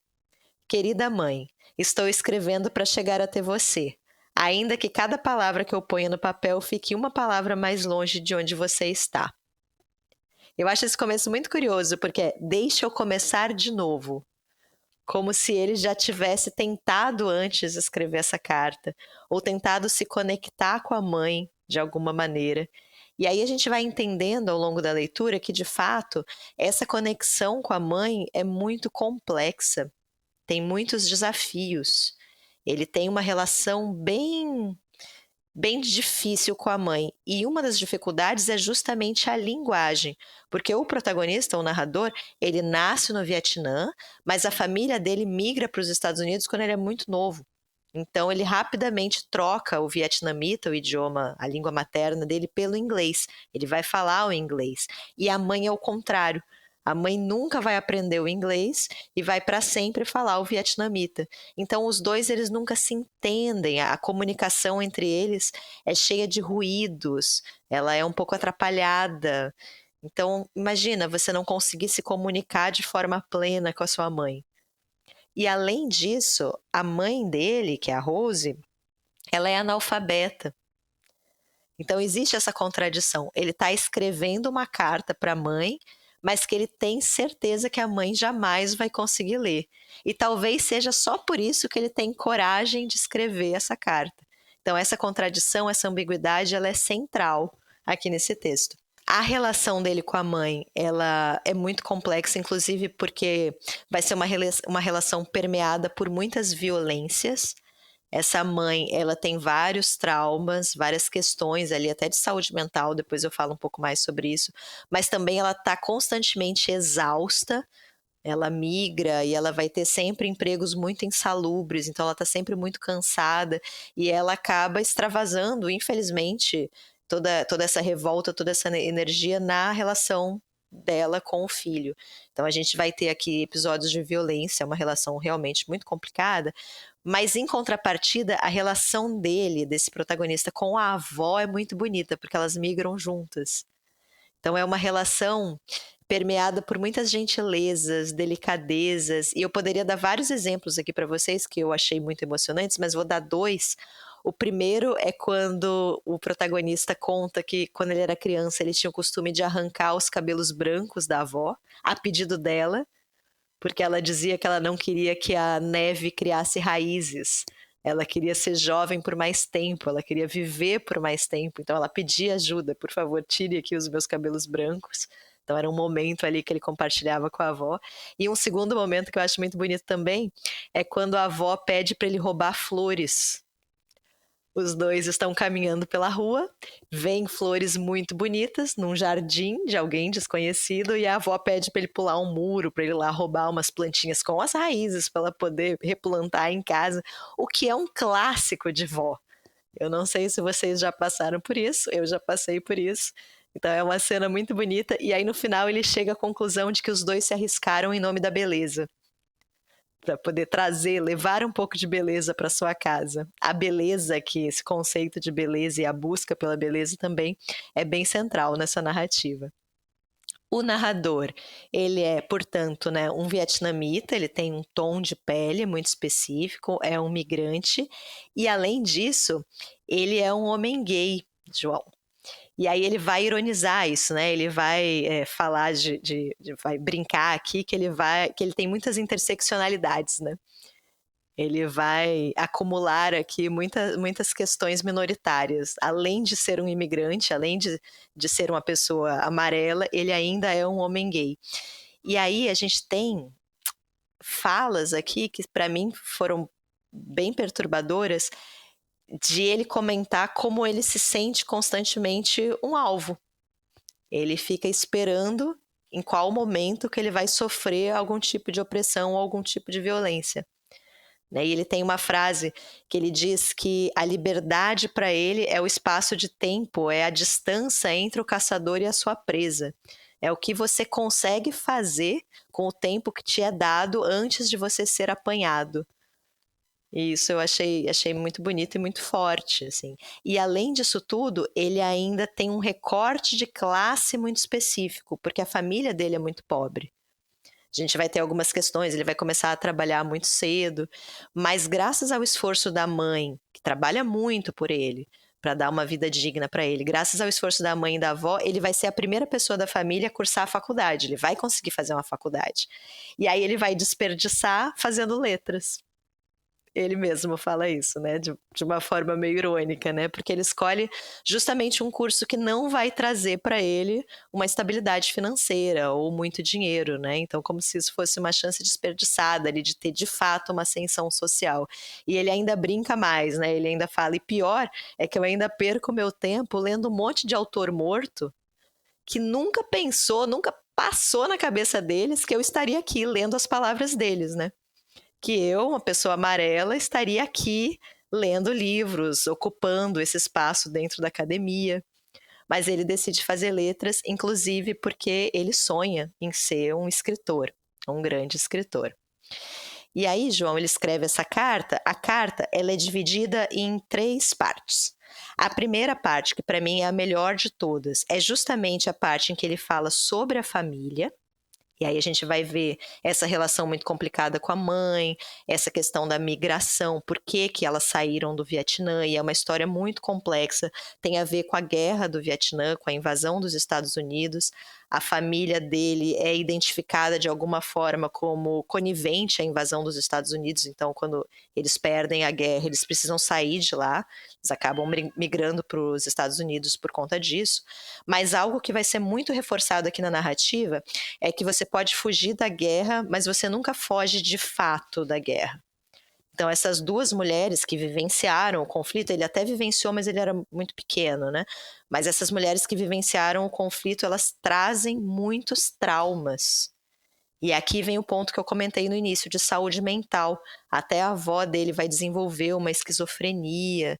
Tem várias questões aqui que vão ser abordadas, como é difícil você, de fato, seguir a sua vida tendo passado por uma violência tão grande, né? E a gente vai ter várias informações sobre a guerra do Vietnã no livro.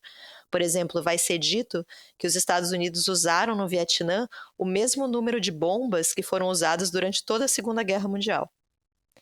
Isso para atacar um território que é menor do que o estado da Califórnia. Então, mensurem isso, o tamanho dessa violência.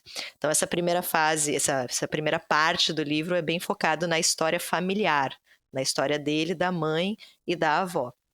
A segunda parte, a gente vai ter a história do primeiro grande amor dele. Como ele é de uma família muito pobre, acho que ele tem 14 anos, se eu não me engano, ele vai trabalhar numa plantação de tabaco.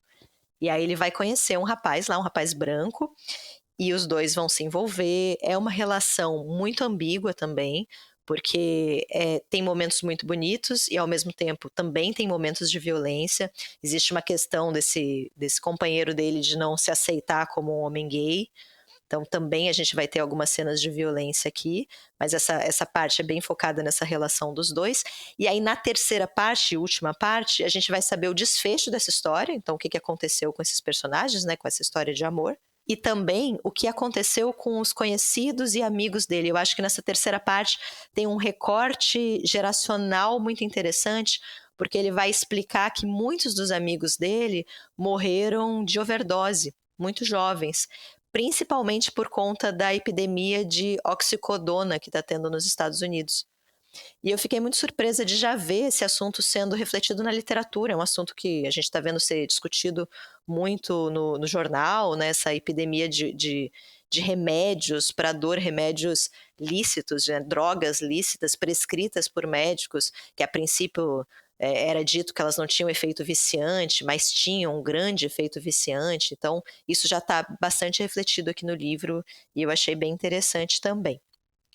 Como eu falei, eu gosto mais da primeira parte, principalmente porque na primeira parte eu compro melhor a ideia de uma carta sendo escrita. Como os assuntos que ele aborda vão envolver muito mais diretamente a mãe, as questões ali familiares, para mim faz sentido que ele esteja escrevendo uma carta, né? Justamente para tentar resolver esses assuntos nunca tão bem resolvidos com a mãe.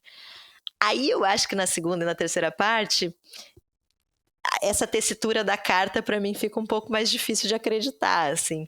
Principalmente, eu vou dar um exemplo para vocês, principalmente pela questão da relação dele com o Trevor, com esse namorado, né, que ele encontra.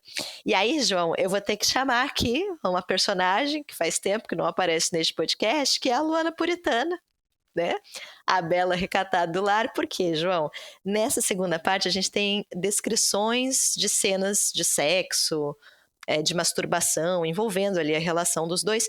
E eu nem tenho tantos problemas com as cenas, eu acho as cenas até bem escritas, bonitas. Mas numa carta para a mãe, não sei, eu achei um pouco esquisito. Será que numa carta para a mãe você deve descrever como seu namorado gosta de ser masturbado? Fica aí a questão. Ah, mas ela é analfabeta, ela jamais vai ler essa carta. Ainda bem. Mas será que ela não tem uma vizinha? Talvez. Será que ela não vai ter uma vizinha que vai falar: ô Rose, ô Dona Rosa, vem cá, deixa eu contar aqui o que seu menino anda escrevendo na internet.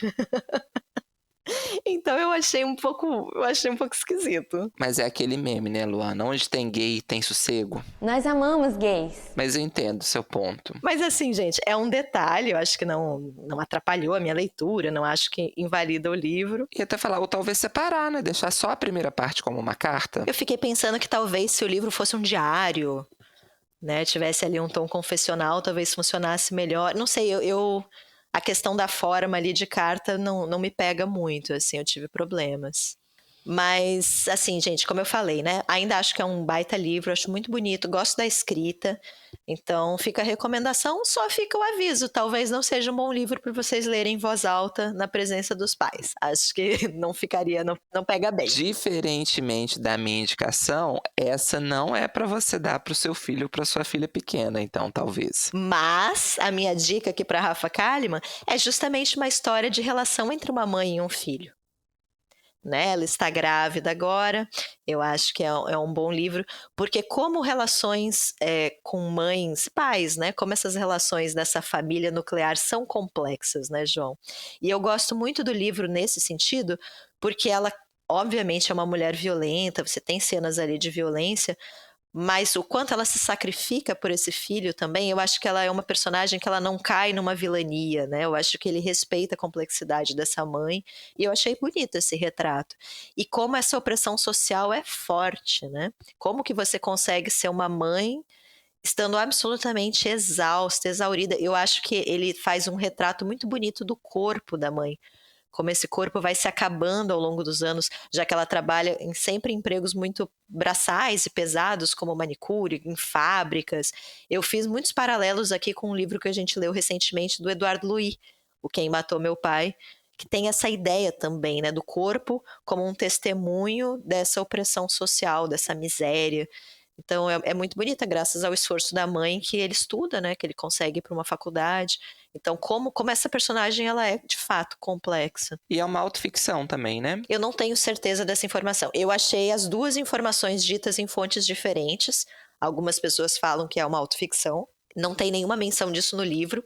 Eu não achei nenhuma entrevista dele, então eu não tenho certeza. Se vocês souberem, escrevam aqui nos comentários. Tem vários paralelos. Ele também é um escritor que nasceu no Vietnã, também se mudou pequeno para os Estados Unidos, né? Então eu acho que pode ser... Mas pode ser ficcionalizado, né? Pode ser ficcionalizado também. Mas é um retrato muito bonito, assim. Eu acho bem interessante o livro, eu gostei bastante. Eu já vi algumas críticas, assim, até em relação a esse retrato... da homossexualidade permeada por violências, né? Como se a gente sempre tivesse uma mesma história sendo contada. Mas eu vou defendê-lo. Eu acho que as relações dele tem mais coisas do que a violência. Eu acho que são relações que têm muito mais elementos. Eu acho muito reducionista você falar apenas da violência, né? E a cena que ele conta para a mãe eu acho muito bonita também. Que ele fala, né, em algum momento para a mãe, conta que ele é gay, que ele se identifica como gay, e aí a mãe fica um pouco desnorteada, acha aquilo errado de alguma forma, pensa se foi algum problema dela, será que ela cometeu algum erro para ele ser daquela forma? E aí ele fica numa dúvida, assim, você vai me expulsar de casa?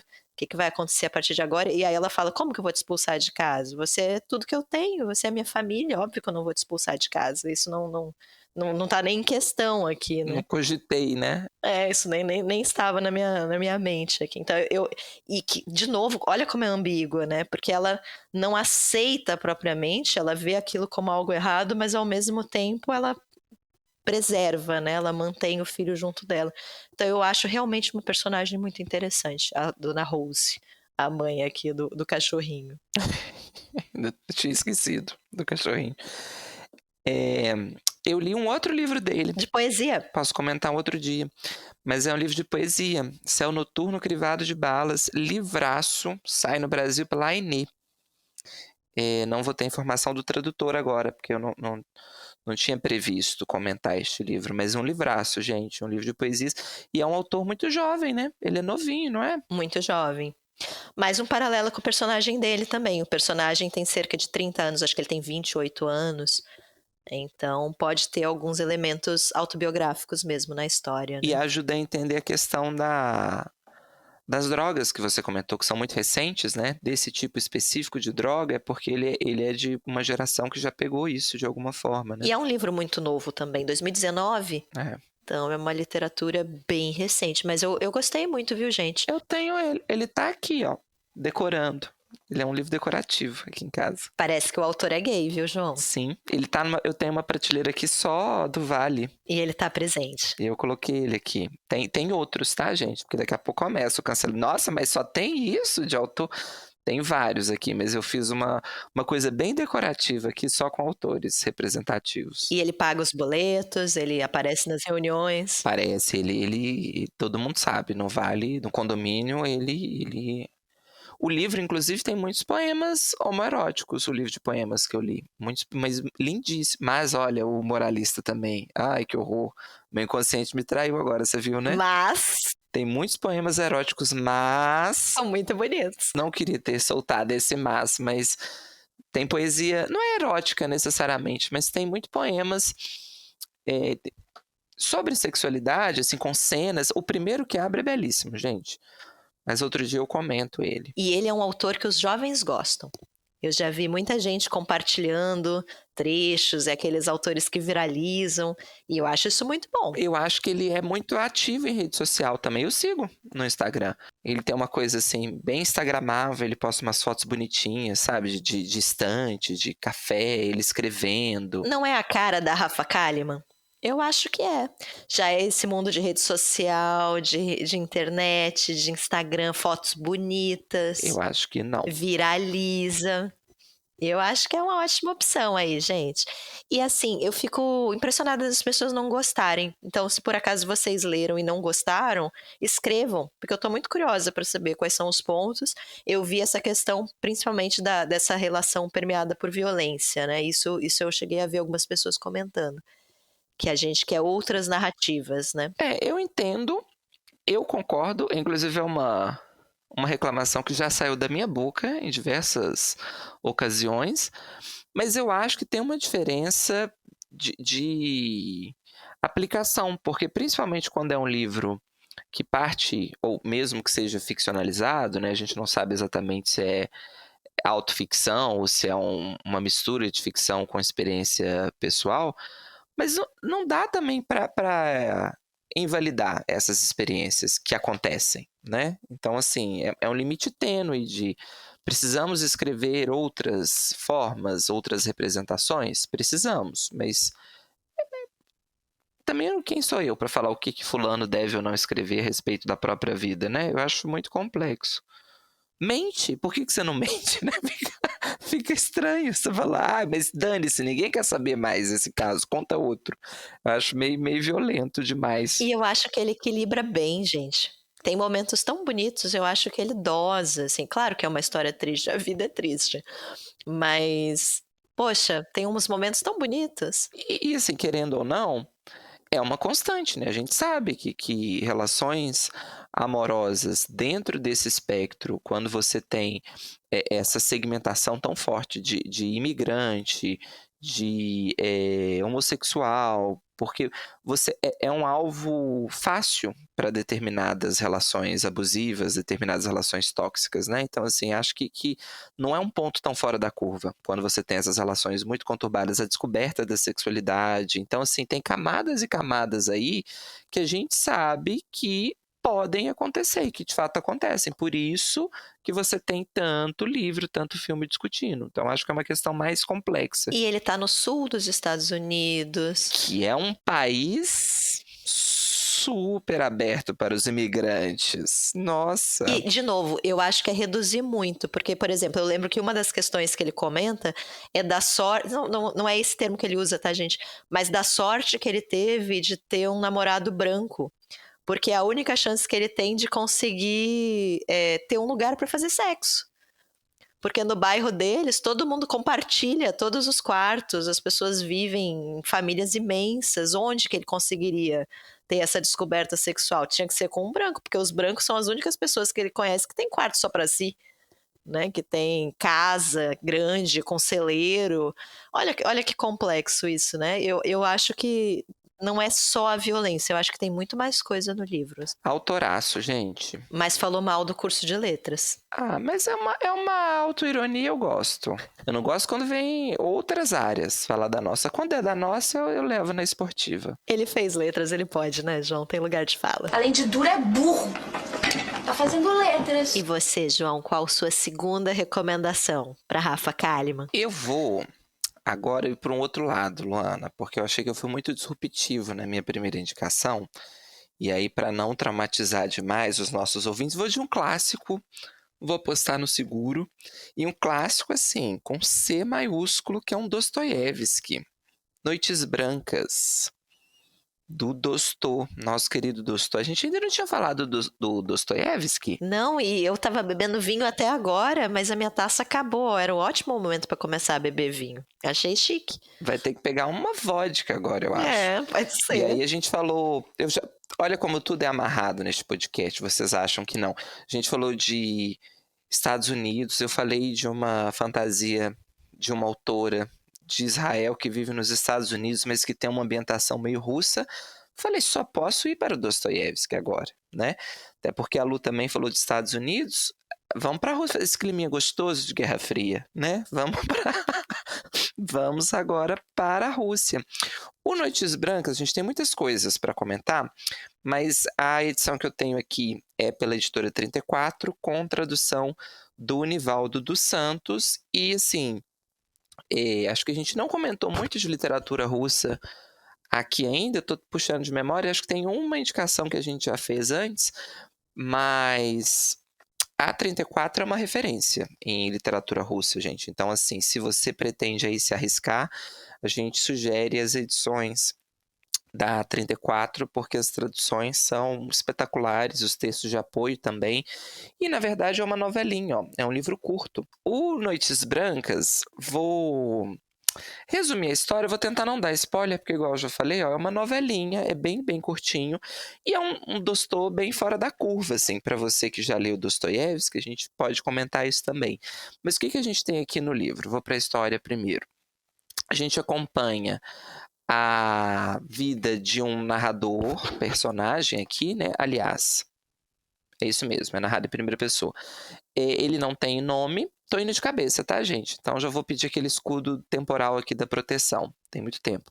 Mas ele tem um recorte de classe, né? Ele é uma pessoa mais pobre e ele é construído desde o começo como uma pessoa muito solitária.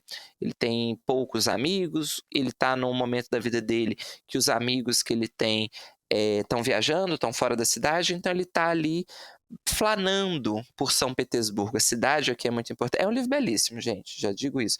Mas ele está flanando por São Petersburgo durante um momento muito específico da geografia temporal russa, não sei se a gente pode definir assim, que é o fenômeno das noites brancas, que é um fenômeno real, né, que acontece em algumas cidades ali que estão no norte, né, muito ao norte, que é o caso de São Petersburgo, em que em determinadas épocas do ano o sol praticamente ou não se põe, na verdade. Ele desce até o horizonte, mas você não chega até a escuridão completa. Então, as noites ficam claras. Daí o título Noites Brancas, né? Porque é como se durante a noite você ainda tivesse ali aquele eterno pôr do sol e ele sobe de novo no amanhecer. Então, ele vai batendo perna em São Petersburgo, e esse momento é muito bonito porque ele, como ele é um homem muito solitário, ele fala que ele conhece as casas, que ele fica triste quando uma casa que ele conhecia recebe uma tinta que ele não gosta, quando mudam a arquitetura. Tem uma relação ali desse protagonista com a cidade de São Petersburgo em si que é muito bonita.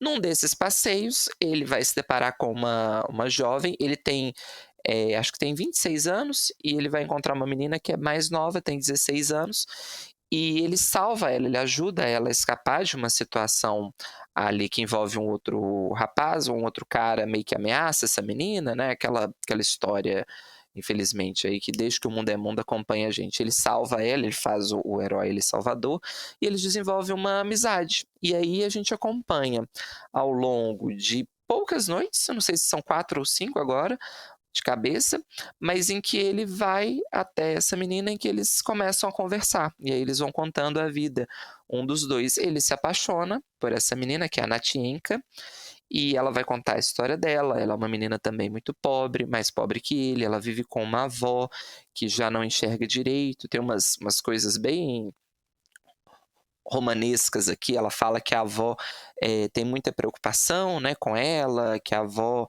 cuida muito dela, que a avó não gosta que ela saia sozinha, principalmente. Então essa passagem eu me lembro muito até hoje, que ela fala que tem um momento que a avó marca com um alfinete, né, porque a avó não enxerga, então que ela prende a roupa da menina na dela com um alfinete, porque aí se a menina levantar, ela percebe que a menina está saindo, está levantando. Então é uma avó muito protetora.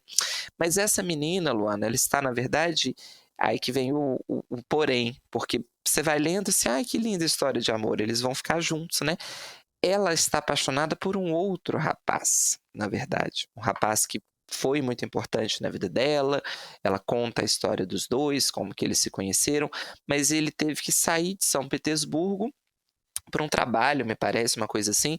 Ele vai ficar um tempo fora, mas ele promete para essa menina que ele vai voltar. E ele dá a data, dá o dia certinho que ele ia voltar, porque ele vai voltar para ficar com ela, né? Para eles terem um relacionamento. E aí ela está indo nesse local nas Noites Brancas porque está chegando a data do retorno deste rapaz. E aí o que a gente tem é um triângulo amoroso ali, né? Mas na verdade o nosso protagonista que está de fora, porque é um casal que aparentemente se ama, que, né, se a promessa vai se cumprir ou não, se ela se cumprir, a gente vai ter um casal e ele tá de fora, né? Então, assim, apesar de ser um livro muito romântico, muito entre aspas aqui, depois eu comento um pouquinho, mas é um Dostoiévski romântico, que é um ponto fora da curva, né? Apesar de... Não se iludam, é Dostoiévski, tá? Apesar de você ter essa história muito bonitinha, né, ali dos jovens, criando uma relação de cumplicidade, é um livro muito melancólico, é um livro que você já vê ali o Dostoiévski pondo as garrinhas de fora. Não vou contar o final, porque acho que estraga, né? Eu vou fazer uma sinopse aqui mais rápida, porque, volto a repetir, como é um texto... Tem na edição da 34, gente, é muito curtinho mesmo, tá? Tem 80 páginas, mentira, 82 páginas, só que ainda tem gravura, é uma edição belíssima, inclusive. Então, assim, é o tipo de enredo que acho que quanto menos eu comentar aspectos, mais interessante é para quem não conhece a história. Mas você já sabe ali que, de alguma forma, isso não vai acabar bem para alguém, porque você tem opções, né? Ou o rapaz não volta, e aí essa menina vai ficar com o coração partido, ou ele volta e o nosso protagonista vai ficar com o coração partido. Mas eu gosto muito do final. Eu acho até que ele brinca. Ele te prepara para um acontecimento e meio que acontece outro, mas é uma impressão de leitura pessoal. Aí vou esperar quem não leu ler, ou quem já leu comenta depois comigo. Mas eu lembro muito dessa sensação. Você vai criando uma expectativa e acontece uma outra. E é belíssimo, gente. Belíssimo, belíssimo. É um livro, eu brinquei no começo, mas muita gente fala isso, né? Que é um livro fora da curva na obra do Dostoiévski, porque é uma história de amor, não é o que chama atenção na obra do Dostô. E tem muita gente, até vou tentar, que estou segurando o meu lado professoral, mas tem muita gente que fala que é um livro do Dostoiévski que não é do realismo, é do romantismo, porque você tem ali os excessos, tem umas cenas meio rocambolescas, principalmente no começo, na história da vida da Natienka e do protagonista. Então tem gente que defende que seria o Dostoiévski ali, antes de fazer a transição para o realismo, ele ainda com algumas heranças do romantismo. Embora a verdade seja dita, quando você lê a obra do Dostoiévski, mesmo nas obras que seriam ali do realismo, né, que é uma visão mais nua e crua da sociedade, mais irônica, com discussões mais psicológicas, né, que seria, por exemplo, o Crime e Castigo, os Irmãos Karamazov, mas ele tem sempre um tracinho ali de romantismo, né? É muito comum nas obras dele algo que é emblemático da escola romântica, que a forte emoção gerar alguma consequência física nos personagens. Então, isso mesmo na suposta fase realista dele, a gente vai tendo o personagem que sofre uma desilusão amorosa e aí fica uma semana com febre, que aí adoece. Isso é bem romântico e isso fica na obra do Dostoiévski, mesmo nos outros livros. Então, acho que é um ponto fora da curva, mas não é tanto assim. Mas entendo que quando as pessoas falam isso é porque é um livro mais tranquilo, talvez, do Dostoiévski, de ler. Não é pesado igual são os outros, não é denso, não é aquela coisa pessimista, né? Assim, que o Dostoiévski é bastante. Embora é um livro muito melancólico. Não vou contar o final aqui, poderia me estender no comentário se a gente comentasse o final, mas acho um livraço muito bonito. Tem uma frase muito bonita no final, deixa eu pegar aqui. Vou reler só para ver se eu posso falar, se não vai dar spoiler. Acho que não. O livro se encerra com uma frase famosa da obra do Dostoiévski, que é a seguinte: meu Deus, um momento inteiro de júbilo, não será isso bastante para uma vida inteira? É uma frase bem famosa. Você encontra ela com outras traduções de um instante só de alegria basta para uma vida inteira. É bem bonito, né? E é isso que eu tenho para indicar. Noites Brancas, do Dostoiévski, porque eu acho que na sua estante, você aí, ó, Rafa Kalimann e outras pessoas que têm estante em casa, tem que ter um russinho. Não pode não ter um russinho. Você tem que ter o nicho da literatura russa. Então, acho que é um livro que precisa estar nas suas estantes. A gente ainda não falou, não tinha falado, né? Agora eu falei do Dostoiévski. Comentem com a gente se você é leitor de literatura russa. Eu li muito Dostô, viu, Lu?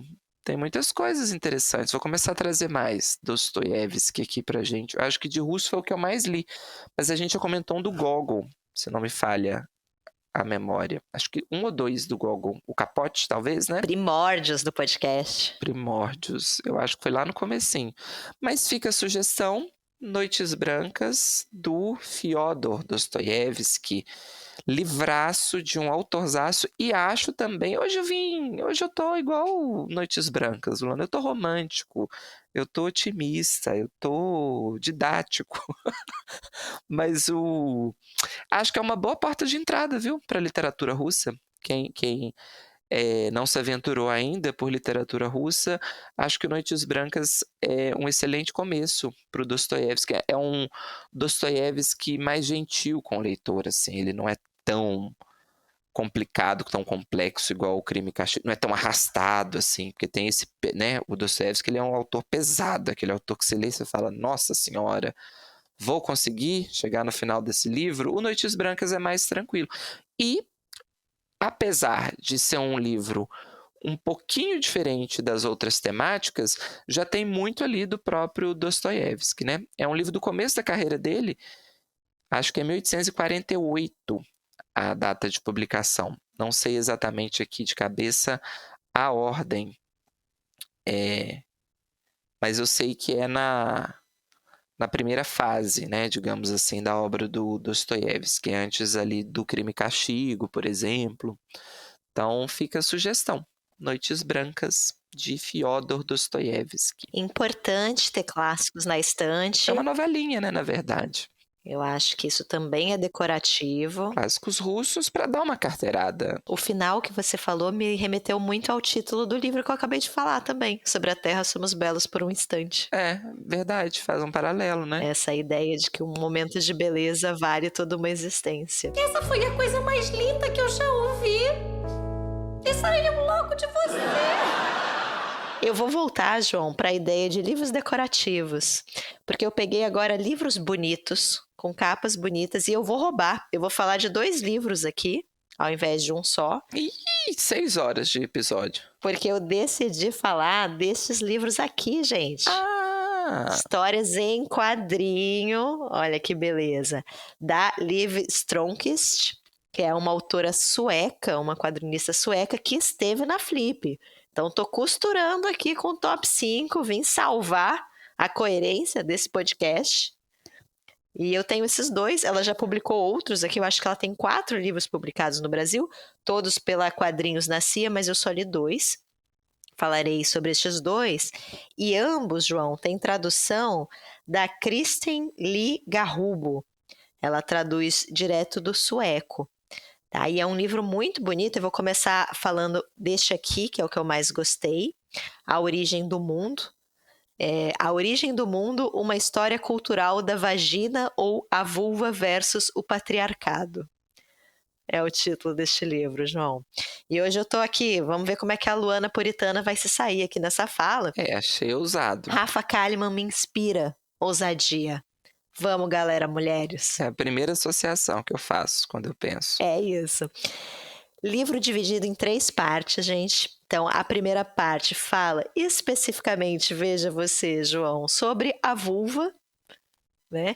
E como como o órgão sexual feminino foi descrito e colonizado ao longo dos anos pela sociedade patriarcal. Então, ela vai levantar vários pontos aqui que eu achei muito interessantes, trouxe 2. O primeiro, da representação pictórica do órgão sexual masculino. Ela vai comentar como hoje, né, na nossa sociedade contemporânea, o órgão sexual feminino ele é sempre representado de uma forma muito infantilizada ou como uma ausência, né? Então, o homem nu, ele tem o órgão sexual, o pênis, os testículos. A mulher, quando a mulher é retratada nua, ela não tem nada. Né? Então, o homem é a representação de um sexo e a mulher é a ausência do órgão sexual. E aí ela vai falar sobre como isso mudou ao longo da história. Antigamente, as representações de mulheres não eram feitas dessa forma. Ela vai trazer vários exemplos. E outro ponto que ela traz que é bem interessante é a questão linguística. A gente fala tão pouco sobre o órgão sexual feminino que a gente não sabe nem o nome dele, né? A gente fala vagina para se referir ao todo, inclusive as partes externas do órgão sexual feminino, mas na verdade é vulva, né? Que é uma palavra que a gente usa bem pouco, mas muito nessa ideia de que não existe parte externa, né? É só a parte interna. Então essa ausência mesmo de um órgão sexual, né? Aí a gente tem a segunda parte, que é muito focada em orgasmos. Ela vai falar sobre orgasmos feminino, masculino, e de que maneira que se desenvolveram ideias de gênero e identidade sexual na nossa sociedade. Essa parte eu acho muito boa também, porque ela vai comentar que a gente tem 2 pontos aqui, né? Uma obsessão por um sistema binário de sexualidade, né? E a ideia de que homens e mulheres são radicalmente diferentes. Um pouco homens são de Marte, mulheres são de Vênus, e ela defende, sustenta, que apresenta uma ideia de que isso veio a partir do iluminismo. Antes não era assim. E aí ela vai elencar por que essas diferenças, por que você coloca que é tão diferente. Então, por exemplo, o orgasmo masculino é muito fácil de ser conseguido, o da mulher não. O da mulher é muito mais complexo e nem é tão importante assim para as mulheres, né? Então, da onde que vem essa ideia de que uma é fácil, outra é difícil? E aí a gente tem o terceiro trecho que fala especificamente sobre menstruação. Como a menstruação é um assunto muito tabu na nossa sociedade, a gente não fala sobre menstruação e quando a gente fala é sempre num lugar de algo repulsivo, algo repugnante. Também existiu uma mudança ao longo da história sobre isso. Antigamente você tinha uma associação com o sagrado, a menstruação era inclusive associada com ritos, com remédios medicinais, veja você, e hoje em dia a gente parte de um outro lugar, né? Essa parte eu acho que é a mais problemática do livro, que a autora me perde um pouco, porque ela faz uns saltos assim de raciocínio que são muito maravilhosos, eu não entendo muito bem como ela chegou até ali. Eu vou dar 2 exemplos aqui. O primeiro é quando ela fala sobre empresas, mercado de absorventes. E aí ela fala que os absorventes sempre trazem na propaganda palavras como limpeza, frescor, proteção, né? Então você precisa se sentir fresca. Essas palavras são muito usadas. E na teoria maluca dela é uma projeção que eles fazem, porque na verdade eles sabem que os absorventes eles são feitos de produtos, né, de produtos que não são biodegradáveis, então aquilo polui muito o planeta. Então veja você fala que as mulheres vão se sentir frescas e limpas, porque na verdade você sabe que o seu produto não é fresco nem limpo e vai durar a eternidade no planeta, e está corroborando aqui, está ajudando no fim do planeta Terra. Eu achei um salto de raciocínio um pouco extremo, assim, eu me perdi um pouco, não acompanhei. E tem um outro momento aqui que ela fala sobre fábulas infantis, que a defesa dela nesse ponto do livro não existem histórias sobre menstruação, existe um apagamento cultural sobre isso, mas não nos contos de fada. Nos contos de fada a menstruação aparece de forma simbólica, ela até usa ali um estudioso, ela sempre vai colocando as fontes, né? Ela traz ali um estudioso, mas que, por exemplo, vê a história da Bela Adormecida, João, como uma história de menstruação. Porque a história da Bela Adormecida qual é? É de uma menina que quando chegar na puberdade vai se ferir numa roca e vai sangrar. E esse é o grande medo dela, dos pais, da família. Então seria um medo dessa menina de amadurecer, de envelhecer, de entrar na puberdade. Eu não sei, eu achei um pouco também, assim, um salto um pouco grande também. Mas as 2 primeiras partes são muito boas. A terceira é que exige um pouco mais de capacidade para voar, sabe, João? Como diria a Glória Pérez. Mas eu gostei muito desse livro, gente. Eu gosto muito das ilustrações. Tem gente que se irrita um pouco com as ilustrações, porque o que ela faz? Ela, às vezes, ela repete a informação. Então ela coloca, segundo a teoria de Santo Agostinho, Santo Agostinho dizia que a sexualidade é uma traição a Deus e que a mulher é o contrário de divindade. E aí aparece, ela desenha aí o Santo Agostinho, ela coloca isso num balãozinho de texto, aí ela desenha o Santo Agostinho com um balão dele escrito: eu escrevi que a mulher é uma traição a Deus e que é o oposto da divindade. Então ela repete a informação, né? Na caixa de texto e depois no balão do personagem. Mas não é para gerar humor? Porque ela faz isso no Astrologia também, eu li o Astrologia. Ela faz isso, é meio aquele meme, né, que o povo brinca assim... Sei lá, a Luana diz que está cansada. Aí vem uma foto da Luana embaixo. Estou cansada, né? Tem essa Estou coisa cansada, exatamente. Eu encarei mais nesse lado, assim. Fica um pouco repetitivo em algum momento, mas também não incomodou. Eu já vi críticas, mas eu achei ok. Cansa a piada, né? Eu acho que o que me incomoda mais são os saltos imaginativos da terceira parte, mas gosto muito das 2 primeiras. Eu acho que é uma discussão bem boa de ser feita. E achei bem interessante, várias informações aqui que eu não sabia. E aí eu trouxe o Astrologia também, que o João já leu. Inclusive, pedimos este livro de parceria, né, João? Recebemos da nossa parceria aqui da Companhia das Letras. Esse aqui é muito mais divertido, aquele outro é bem mais sério. Esse aqui, uma grande parte do livro, ela falando justamente sobre os signos. Eu queria dizer que ela claramente gosta mais de alguns signos do que de outros. Então, Sagitário ela odeia. Eu me senti, assim, profundamente atacada aqui. Ela só fala coisas ruins de Sagitário. Tem uma coisa boa aqui sobre Sagitário. Sagitário ganha 8 páginas, eu contei. E Aquário ganha 16. Ganha o dobro. Mas ela é aquariana. Só não é pior do que o signo de Gêmeos, que ganhou só 6 páginas. Então, assim, ela realmente não gosta muito de Gêmeos. E aí, gente, eu gosto muito das ilustrações aqui desse livro. Elas são coloridas, né? O outro livro é em grande parte preto e branco, só algumas partes são coloridas. Esse aqui é uma profusão de cores. Aqui eu gosto muito. Eu gosto muito da última parte, em que ela brinca que ela só queria fazer um livro para falar defeitos de signos, e a mãe dela, que é uma professora de yoga, se eu não me engano, fala: não, filha, ninguém vai gostar disso, você precisa escrever algo um pouco mais sério. E aí ela vai usar uma crítica do Theodor Adorno de astrologia, e é maravilhoso, porque aí ela vai explicar por que raios a gente gosta de astrologia, porque tanto tempo depois aqui do iluminismo a gente ainda acredita em astrologia, e aí ela tem vários argumentos aqui, né, que ela pega da crítica do Adorno, da verdade, só para dar o exemplo de a defesa narcisista, né, João? A gente não quer ser responsabilizado pelos nossos atos, então a gente se defende como? Com o signo. Eu até queria ser melhor, gente, mas eu nasci assim. Eu nasci sagitariana, o que eu posso fazer se eu tenho opiniões contraditórias? É o signo. Então, eu gosto muito, muito dessa parte final, desse trecho final. Mas fiquei chateada, assim, com o sagitariano. Uma amiga minha perguntou, que também é sagitariana, que esteve na Flip comigo, perguntou por que ela não gosta de sagitarianos. Ela disse que a convivência dela com sagitarianos é muito difícil. Então, talvez ela só não seja minha amiga.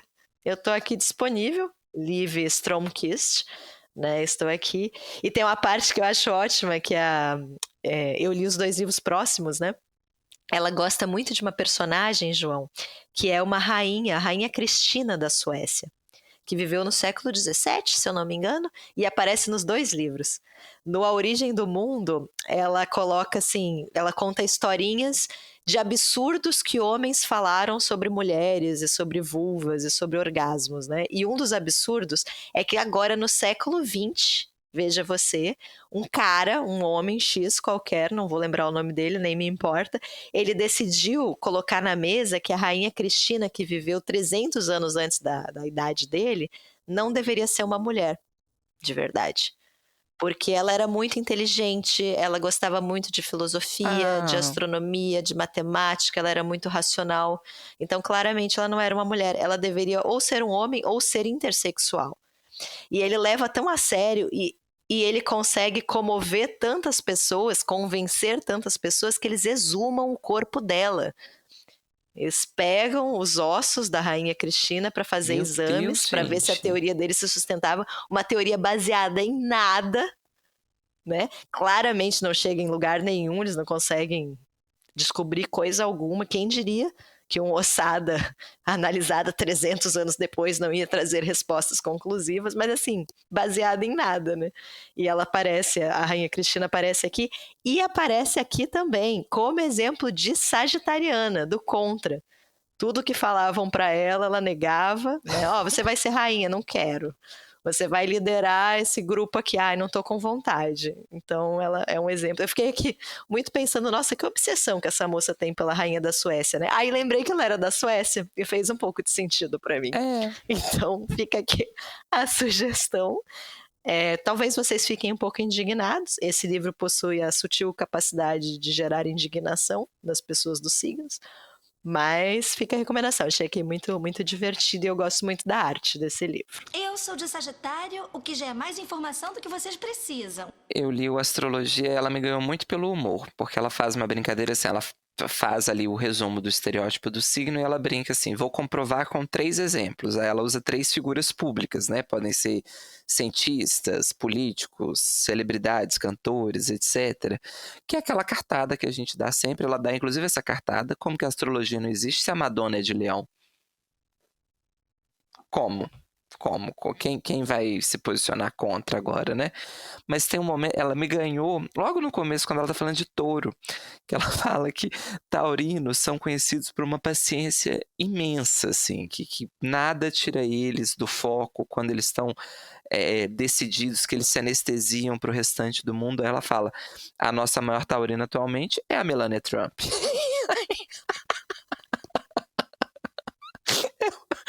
Eu achei isso incrível, eu morri de rir. É um exemplo maravilhoso. E aí ela me ganhou nessa sacada, assim, ela tem umas sacadas muito boas. Mas você concordou com as características do seu signo, João? Concordei. Me lembra aí, eu tô sem o meu aqui, quem são as personalidades? Virgem. Eu concordo, também não é um signo muito longo não, mas eu não achei nada demais. Ela fala da Beyoncé, né? O ruminador do zodíaco.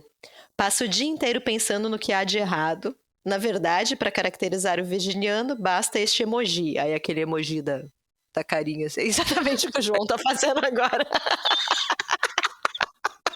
Funciona, tá vendo? Claramente. Maravilhoso. Maravilhoso! E as personalidades? Beyoncé. Clássico. Príncipe Harry. E é isso, João, que você mereceu. Acabou. Ah, Beyoncé, eu fico feliz com a Beyoncé. Sagitário, vou ler pra vocês. O contestador do zodíaco. Irrita todos à sua volta com uma torrente de opiniões perturbadoras. Não sou eu. Rafael discorda. Eu contei pro João, né? Eu tava indignada com esta página aqui, dedicada ao meu signo. Aí eu chamei meu marido e falei, olha isso aqui que absurdo, não tem nada a ver comigo. Aí eu li só essa parte e ele começou a gargalhar na minha frente. Você deixa de ser engraçadinho. Mas é isso, gente. Eu recomendo bastante os 2 livros. E olha se não são bonitos. É um bom objeto de decoração. Eu acho que dá para deixar aqui do lado do Sebastião Salgado, jovem, pop. E isso aqui é maravilhoso. Olha a capa desse livro, gente. É muito boa, né? Então, tô mostrando aqui no vídeo para quem tá vendo com vídeo, mas fica a recomendação, uma simpatia na Flip, autografou de todo mundo, e ela não só autografou, João, como ela fazia desenhos. Ela fez desenho em cada um dos autógrafos, olha isso. Fiquei sabendo. Então, uma paciência muito, muito, muito fofa, belíssima lá. Então, fica a recomendação da Liv Stromkist. Muito bom, muito bom. Ótimas recomendações aqui para Rafa Kalimann. Escrevam nos comentários se vocês já leram algum desses livros, se vocês querem recomendar alguma leitura para ela. Por favor. E qual que vai ser a palavra-chave, João? Pensei em vários, falamos de tantas coisas hoje. Pode ser livros decorativos, pode ser Sebastião Salgado. Pode ser o emoji, assim. Pode ser. Um emoji pensativo. Eu iria de livros decorativos. Livros decorativos, tá bom. Ia falar que se você pretende comprar 10 mil reais em livros, decorativos ou não, ou qualquer outro valor, use os nossos links da Amazon, por favor. Ajude o podcast. Ou compra com um livreiro, numa livraria de rua, para ajudar o livreiro, que vai ficar muito feliz com esse valor de compra. Ou compra aqui com 2 pequenos podcasters para ajudar a gente também, porque a gente ganha uma comissão da Amazon, tá, gente? Tô falando isso porque temos seguidores novos que não sabem do nosso link, Luana. Então, qualquer compra que você fizer pelo nosso link, a gente ganha uma comissão da Amazon. Isso ajuda a gente a pagar os programas de edição, os programas de legenda para as postagens no Instagram, os livros que a gente compra, enfim, várias coisas aqui para a gente funcionar. É isso, gente. Beijo grande, boa semana, sobrevivam. E até. Até mais.